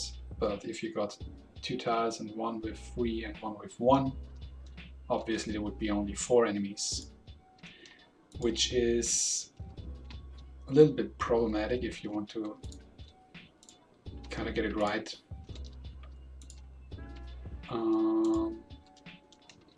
Because you're so dependent on the right tiles being spawned, which is not really what we want. Okay, that was quick. Okay, so that's interesting. We now have 2 ranged modules. I'm not quite sure if this will be or should be possible in the future. And actually, I also don't know how this will work out now, but that's interesting. Let's have a look. Like, when will the companion switch from using the anti-meta gun, that's the purple bubble shooting, from using this to using the slow beam? That was really poor aiming from me. So until now, no slow beam whatsoever.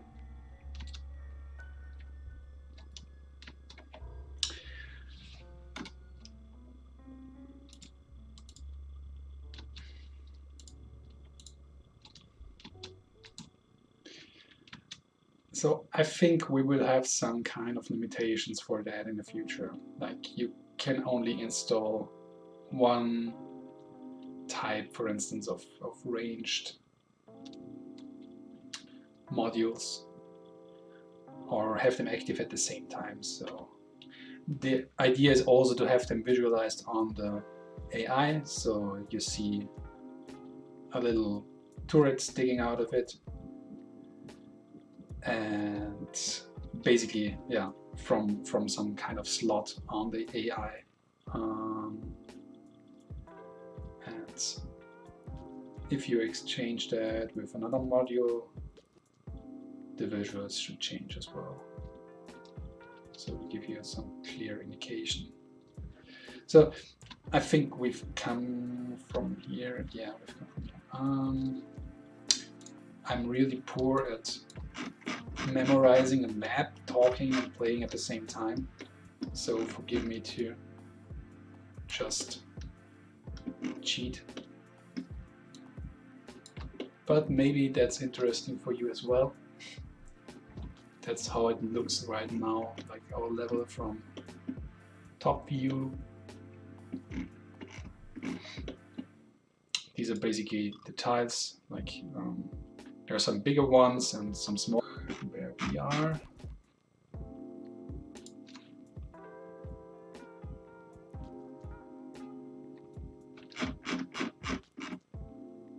Give me a second. Okay, so we're here. We came from there, we were already there. Yeah. Okay.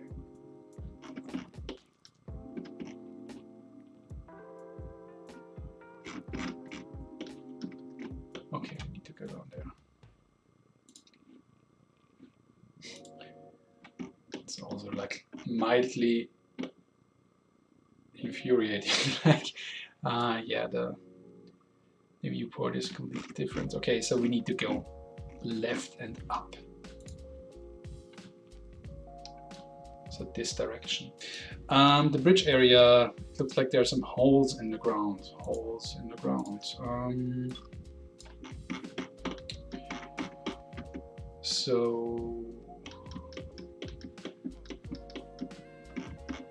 Ah, you meant these here, maybe. Whoop. That I think should just be sand that has like, yeah, that's, I think that's just sand that has stuck there. But yeah, maybe there needs to be a little bit more differentiation color-wise, or I don't know. Make it a little bit clearer, because yeah, I can totally see that if you're looking at it and from a top perspective or so, and just having a quick look, you would think that this is basically a gap or a hole. Yeah, you're right.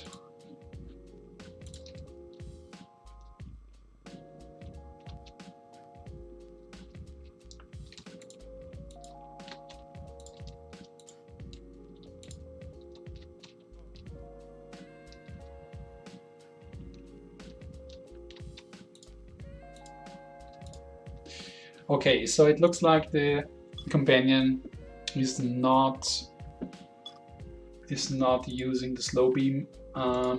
This kind of makes sense because they actually share basically the conditions when they get used, and the antimatter gun is was there earlier, is higher in the hierarchy, and so I guess that's the reason why it's always using this. And the only thing where they are different is basically they have some kind of like, there's some kind of decision making going on in regards to the range. Like they have different how to say, sweet spots in regards to how far they are away from the enemy. But what I will do now is I will just disable the anti-matter gun.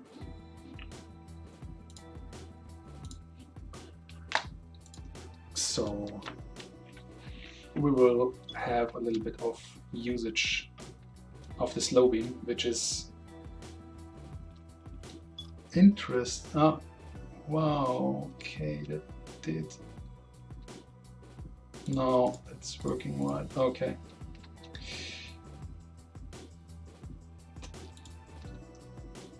That's really interesting. I think we did something to fix that. And that's interesting as well, because why? Why is this enemy not moving anymore? And why is the AI...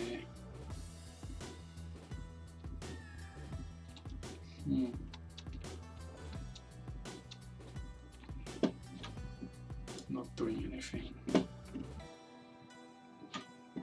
Any exceptions? No, not one.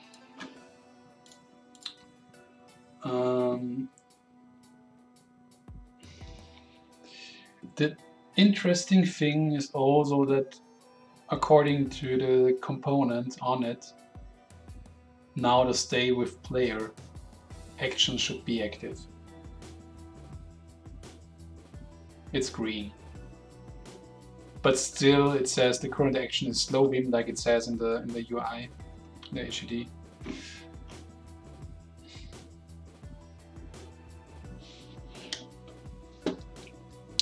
So it's basically still in the somehow stuck in the slow beam loop.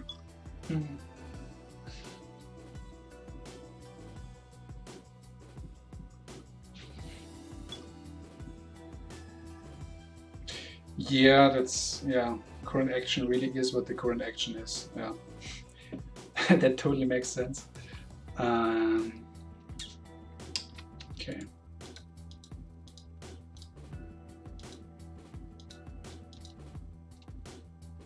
Funny thing, this enemy was still attacking. Ah, okay, I see. But it wasn't moving for whatever reason.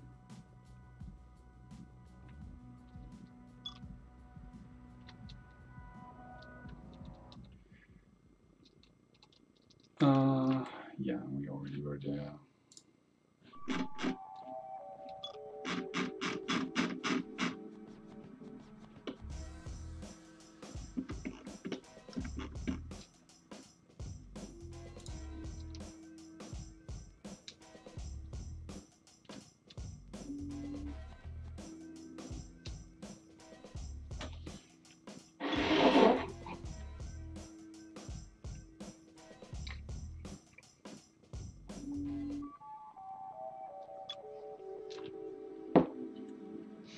Ah, that right?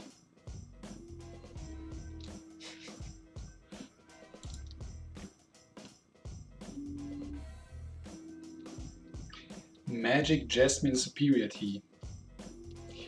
I have to admit, I don't like jasmine tea. It tastes really like I don't know. Like these things you put into your to the washing machine to get your clothes smooth and smelling like flowers.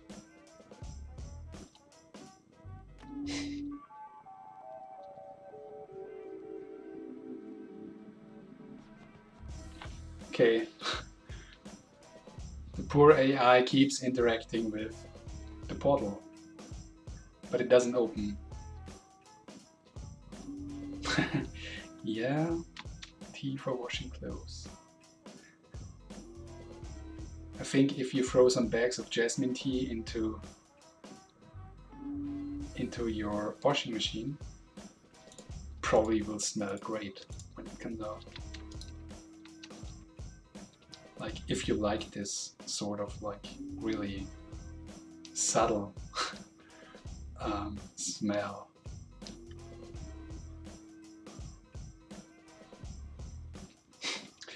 With some schnapps, yeah.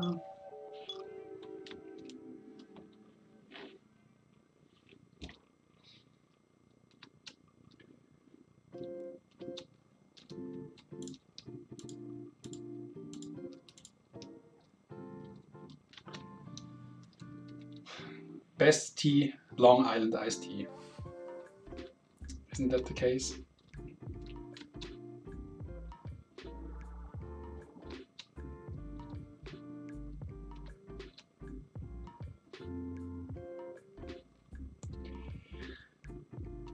So I'm most of the time really on the edge in regards to the ammo, but oh, god damn it.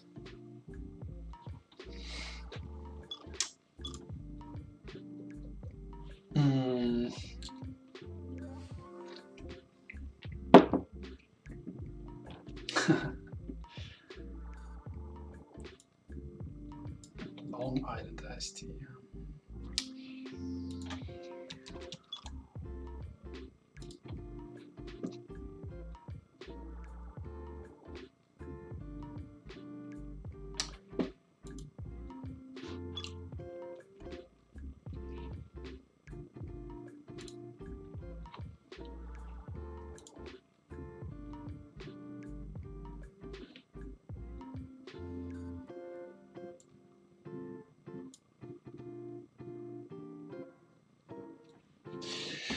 Okay, so we added some check there for the weapons, so they only can start fire while, or that allows them start firing while seeking. But I think we need a constant check for that, because otherwise, if the AI is like moving backwards to keep the distance to the enemy, or rotating.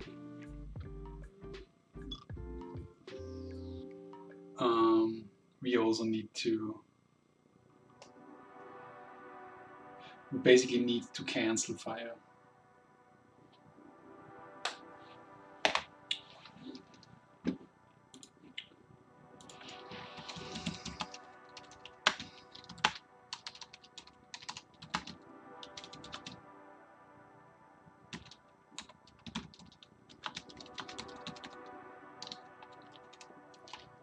I'll write the ticket for that.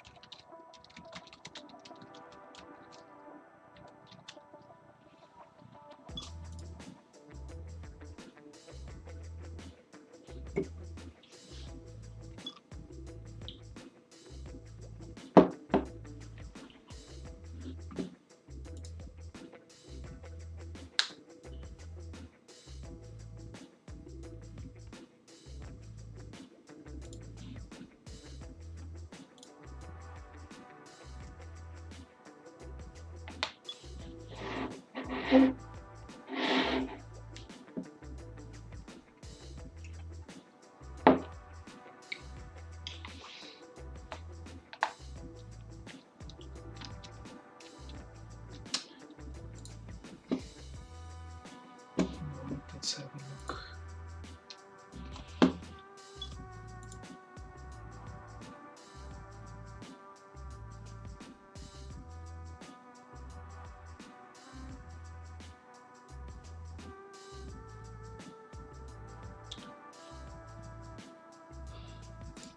Use the shield module again.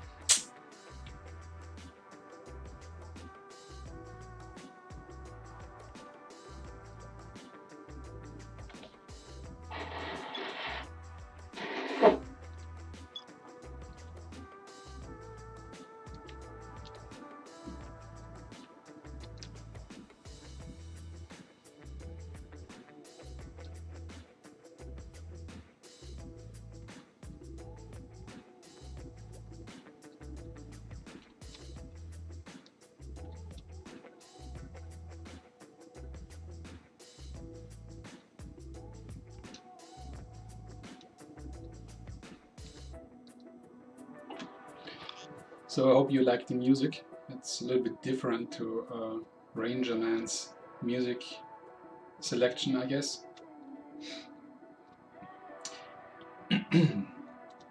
But at least for me, it fits like Friday evening or afternoon quite nicely. Having some cup of teas. A little bit different, yeah. Just a little bit. Oh, thanks for Jolt Chat for rating our stream. And welcome to all the new people.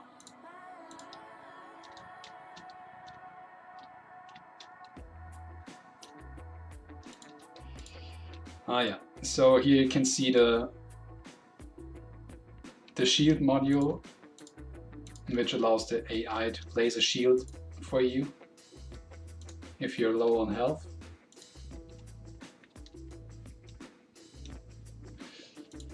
So, but we still have some problems here with the viewport. Yeah, welcome to the raid party.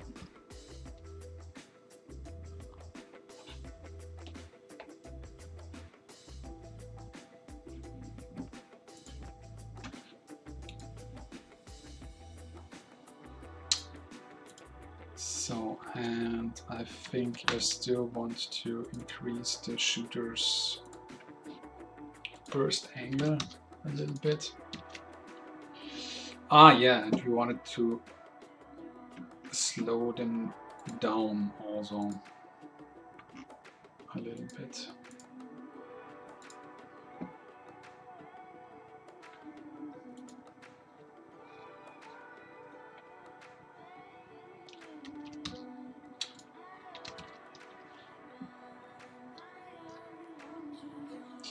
Yeah, we're doing some playtesting and tweaking.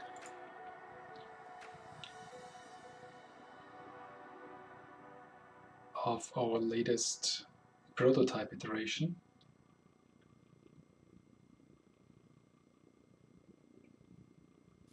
And I don't like being around you because I feel bad. You make me feel bad.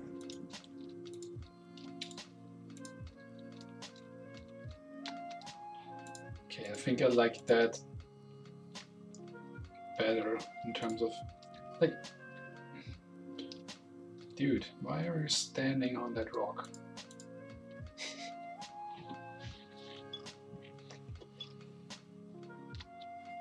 Probably because I put the spawn point there.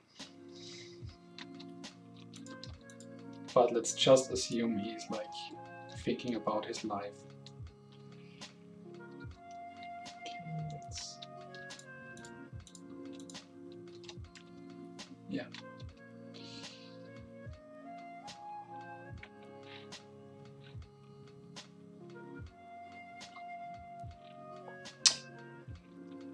Twitch bot that can make a game of tic-tac-toe. Cool.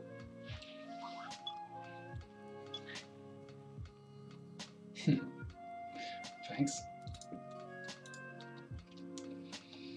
So yeah, I think okay, there's actually two things. I think the amount of shooters is a little bit too high. Sorry I made things so difficult. And I'm not the person I thought I was. I would just say, what's that? and he would say, I love you. Some people talking in the music. I don't like people talking in music. It's already over. Okay. So first thing, attack delay is 1. That's too low. It's making 0.5 seconds.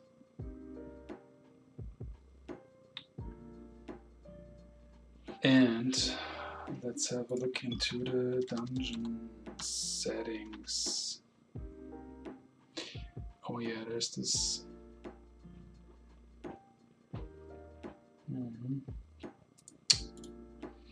Where were these?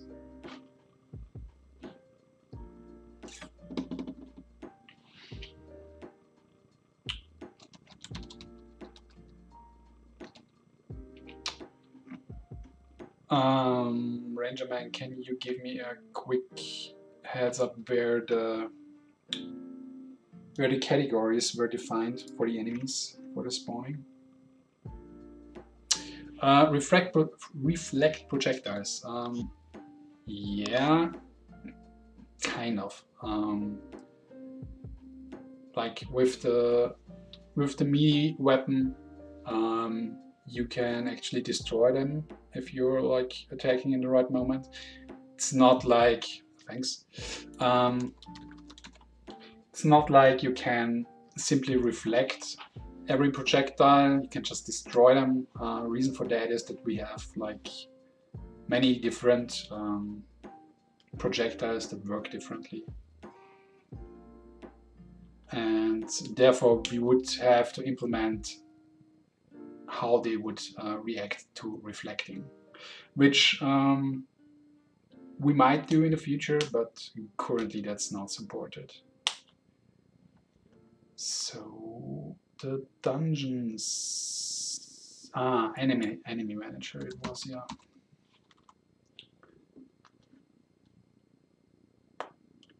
Okay.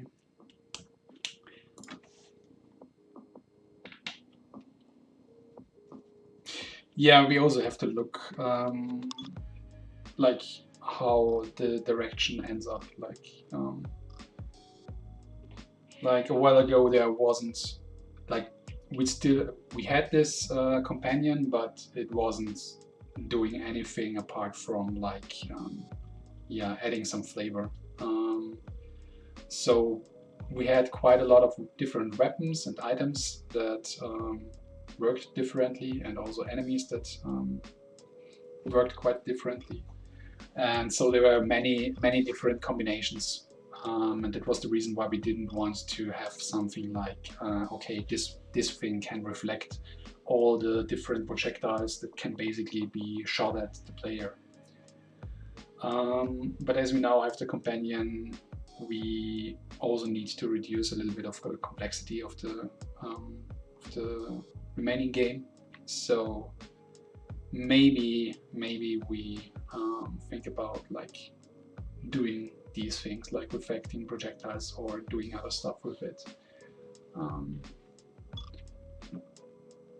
It's quite different. Like if you have only like, let's say 10 projectiles where you have to implement that somehow, or if you have like 30 or even more. So I want to increase the number of, or I want to decrease the number of shooters.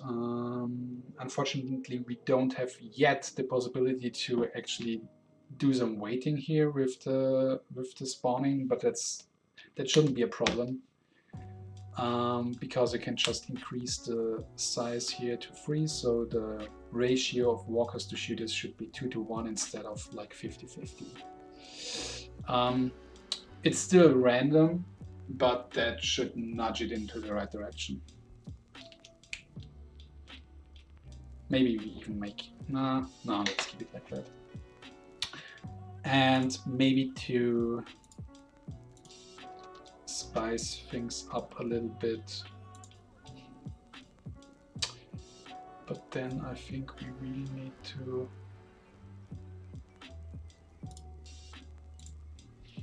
make this a 5.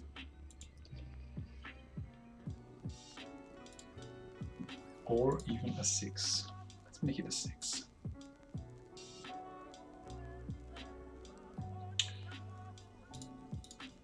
So we changed the odds here. And yeah, let's have a look how this works out.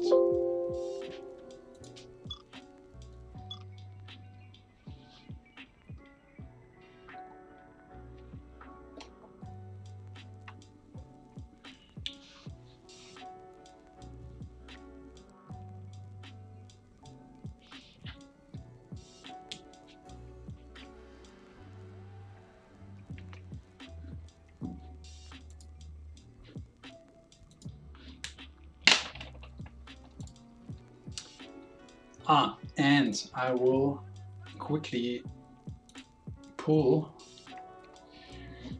because then I can use the map again, which was kindly fixed by Ranger Man.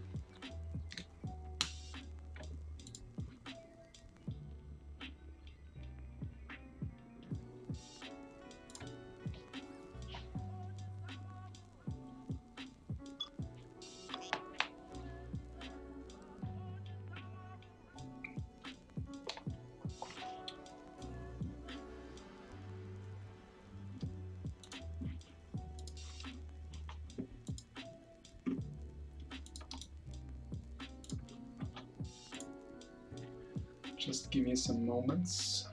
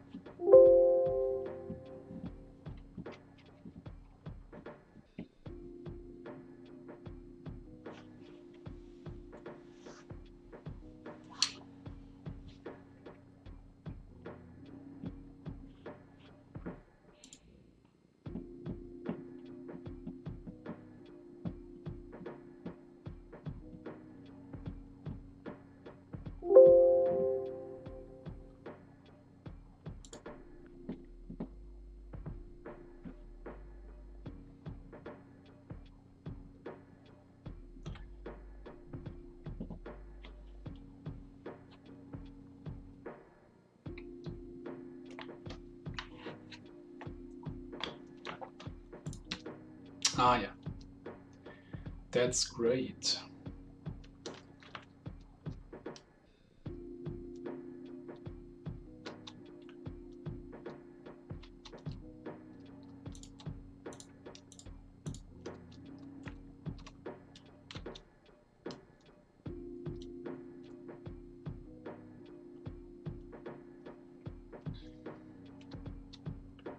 So let's quickly grab that key down there. Ah, that's interesting. So normally the AI should be... I guess I know why this was happening. Like the AI should actually like go there to the terminal and then get the key out of it, but it stood there and just like did it from this distance, which is probably because there's no valid path to here. I already fixed it with another tile. Like these spikes here are probably the reason why our little AI fellow couldn't get there and just decided to, yeah, you know what, I just do it from here. So let's see what tile this is so we can fix that. This is the tile desert outside branch corridor bulge key. Okay.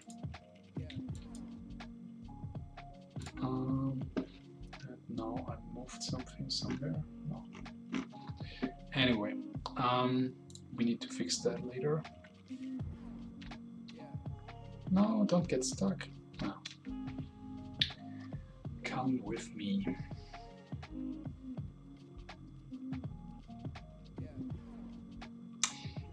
That's really strange because I really like doesn't look into these spawn points, but I really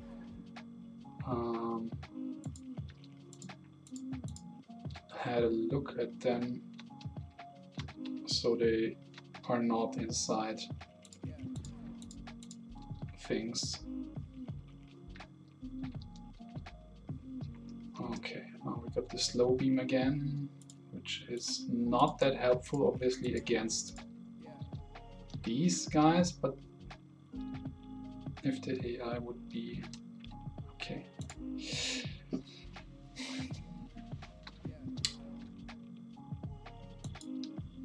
Yeah, that's the problem like I described before. The AI is basically trying to keep a distance. That's funny as well. Basically trying to keep a distance from the enemy. And while doing that, rotating. Okay. And therefore not shooting at the enemy. Yeah, the robot can get hurt.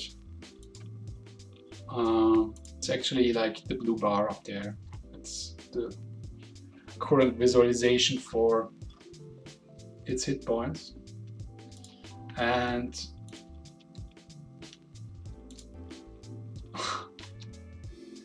this one here is like this enemy splits itself up into two. And also here we need, okay, there it is. We need some blinking. It's also not blinking when it gets hit. When it got hit. It doesn't die, it just goes into hibernation mode and you have to revive it for now. Oh, thanks, that's great, but there are no enemies around here.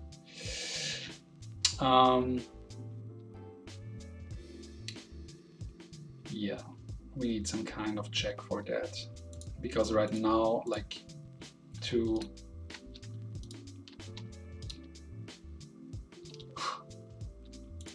put up the shield, the condition is basically the player is low on health. But there also needs to be a condition if there is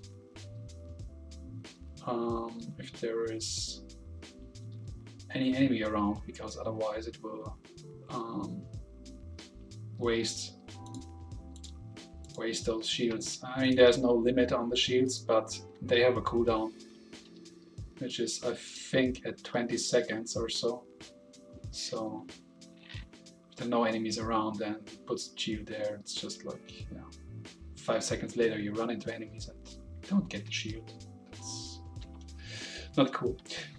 What's the robot for? The robot is basically your companion that follows you along and that you can modify. You can modify its behavior. Right now this works by getting to certain terminals where you can then, first you get new modules for the AI, and you also can decide which ones should be active and which ones should not be active. So you can have a maximum of 3 modules online right now. There might be some different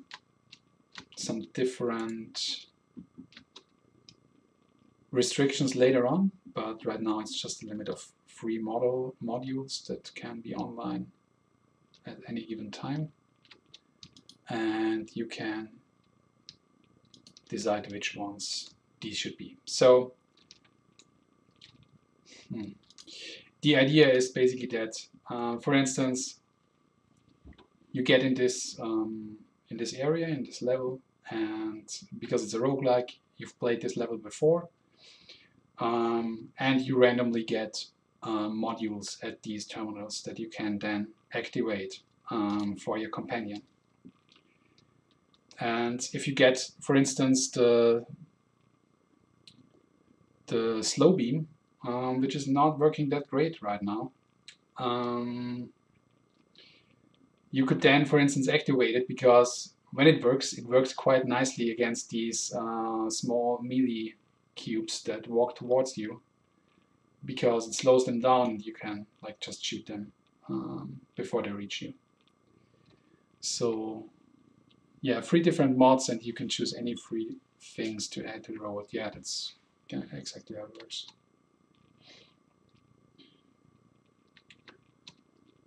So, like in your typical top-down shooter roguelike, like Enter the Gungeon, for instance, you get new weapons, and you probably will also get new weapons here, but they won't be like loads and tons of different weapons. But it's more like, okay, how do I equip the AI companion, and how does this interact with my playstyle? Like, the idea is, like, for instance, the other module, the anti-matter gun. Yeah, that was great. The anti-matter gun, when you shoot at that purple bubble, it explodes. So basically kind of like a co-op partner, just without a real human. At least that's the idea. And instead of a real human, or on the contrary to a real human, you can just tell this little robot, okay, that's how I want to play. Of course, you're kind of like reliant on what modules you will get.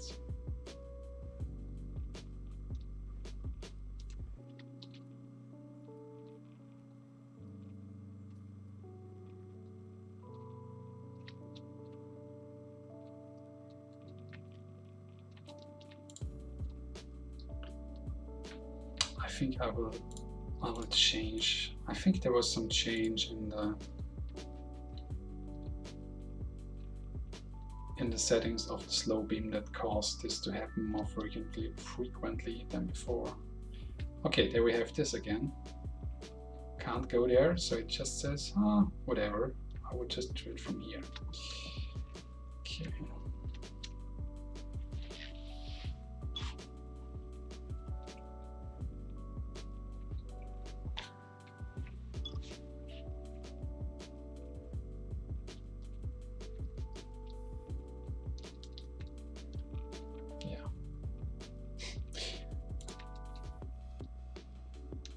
That did already work quite well, but now it's just fleeing from it instead of like, let's have a look at that.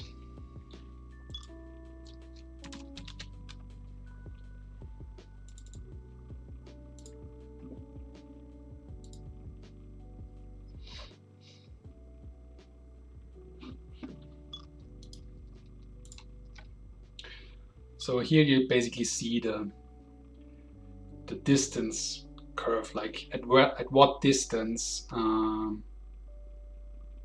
is shooting it basically a good idea or not. Like if the enemy is below this distance, it's not a good idea to shoot that, and it will change to another behavior, to another module. If the enemy is between this distance, like from here to here, it's very likely that it will activate the slow beam. And I think I will just make this a little bit bigger for now.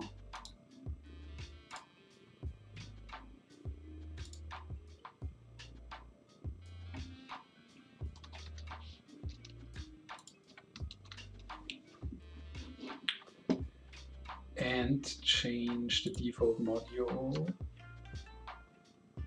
so we can try it out from the start and not have to rely on a lucky drop. Heading out to TwitchCon? I don't think so, actually. Oh, Rangerman? I don't even know when TwitchCon is, to be honest.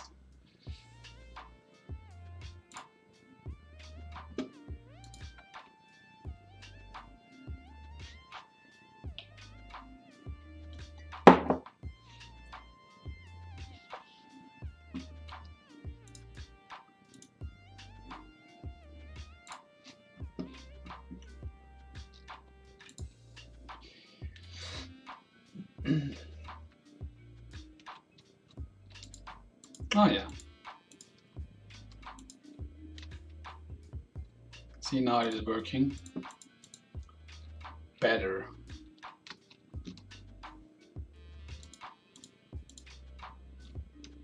Oh, that's cool. Okay.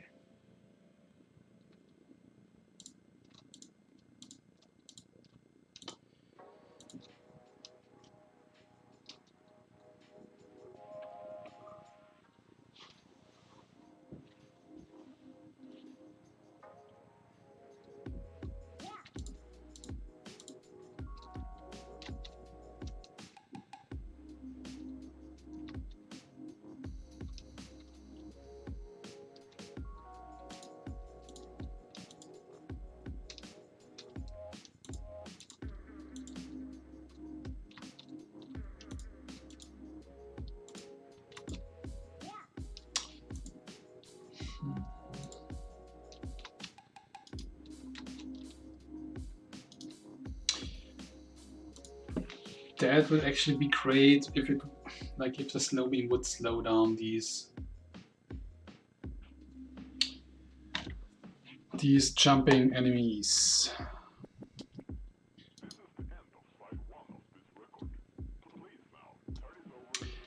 But I think that's not how it works right now.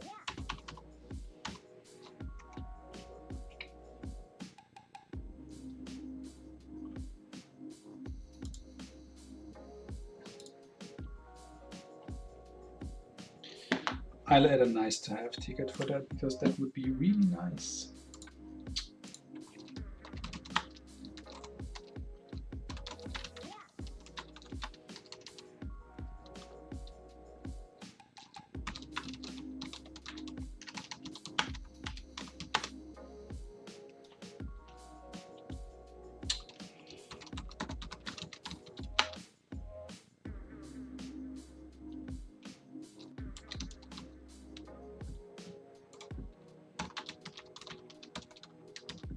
Quickly writing that ticket.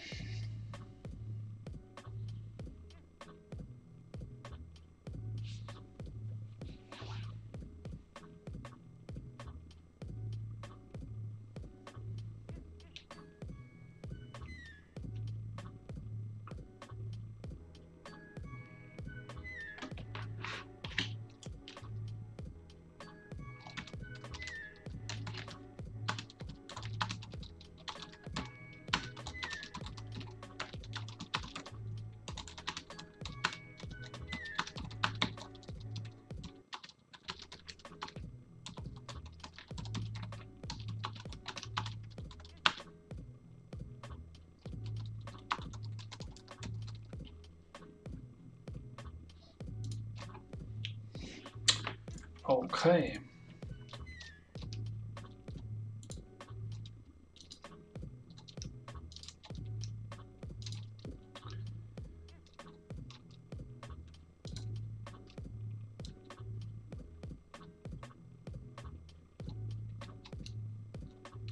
Let's, oh.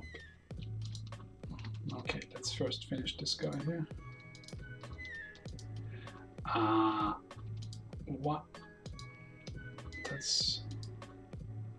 That's also something you mentioned, Ranger Man. I think the turret is currently not damaging enemies, which is also not how it should be.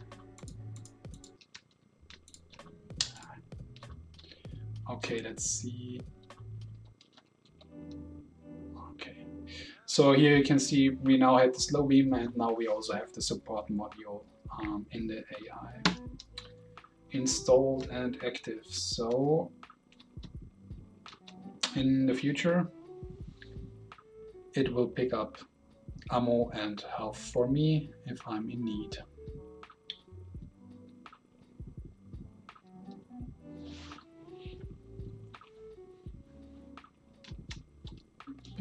We have these mines.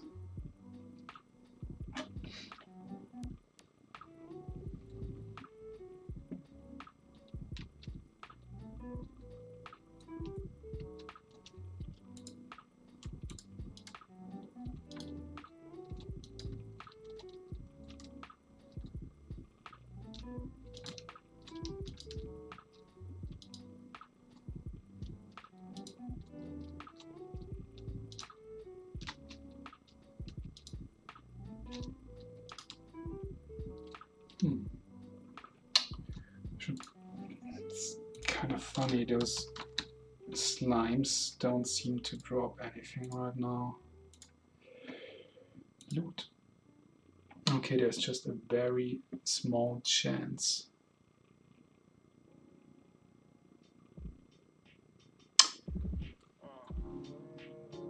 I think that should be increased.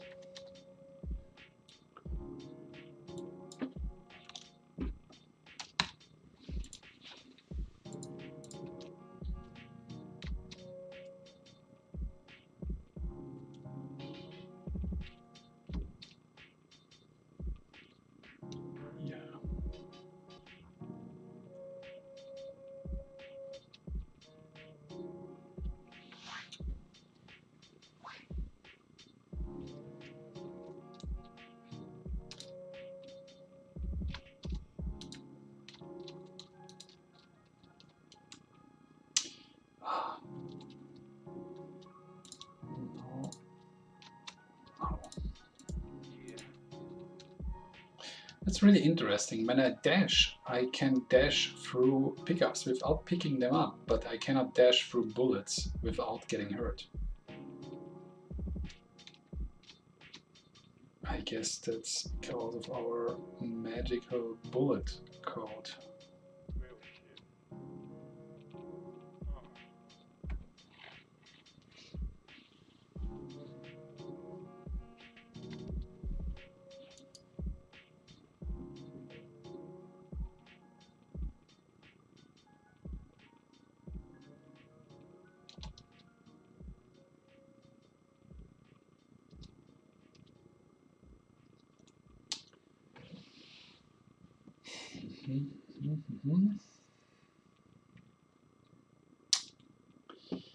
Yeah, please give us a follow if you're interested in what we are doing. I always forget about that. Oh, yeah.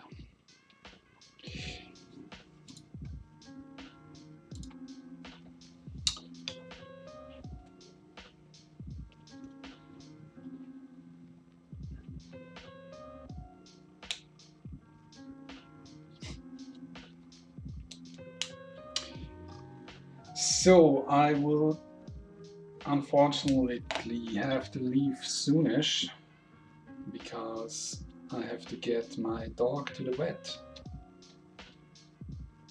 and we have an appointment, so I need to go. But as I said, if you're interested in our development, just follow us on Twitch or on Twitter. I think there's also a mailing list for the old school people.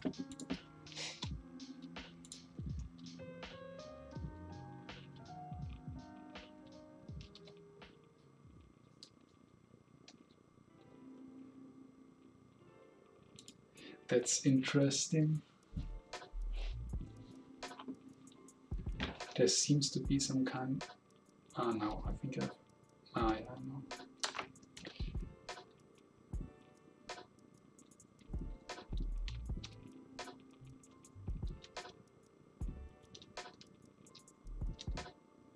What's happening there? Why is this guy there? I think there is something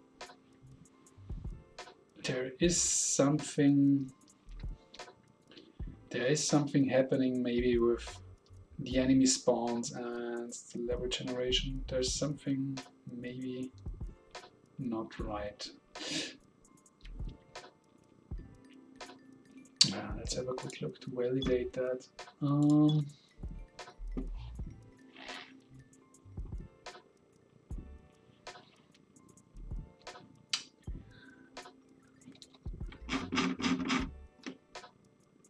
So there it is. There's the spawn point.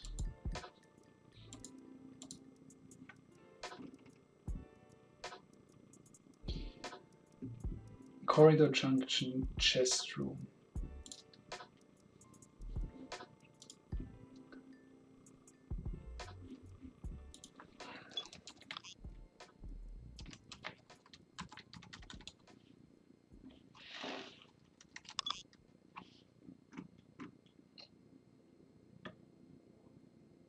this one. Corridor junction chest room. Let's have a look. Maybe I messed up the positioning,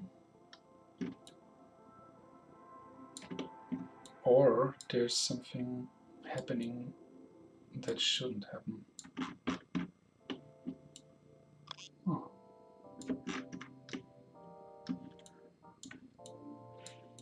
All of these spawn points you see here are actually like on valid ground. Ah, I know what's the problem. It was this one here. That's the problem, I think. The problem is that our tiles, like you see, we have doors here, but if there's no tile here, then there will be a wall placed there, which I didn't consider when placing these spawn points. So that's the reason probably why some of them are stuck in walls. Okay, good to know.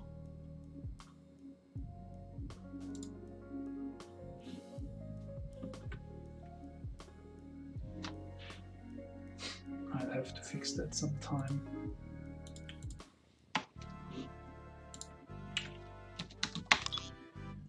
Fix spawn point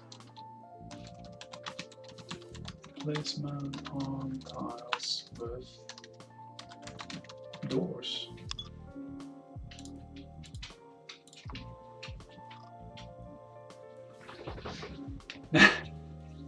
You can take over, Ranger Man, if you want. But as I said, unfortunately, I have to go. Because my little dog fella needs to get to his doctor's appointment. Okay. Yeah, I think that's it for today. Thank you all for listening and watching. I hope it was at least mildly interesting.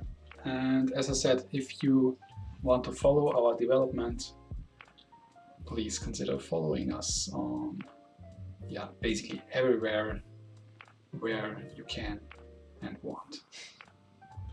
So, yeah, have a nice Friday evening, and I hope to see you soon.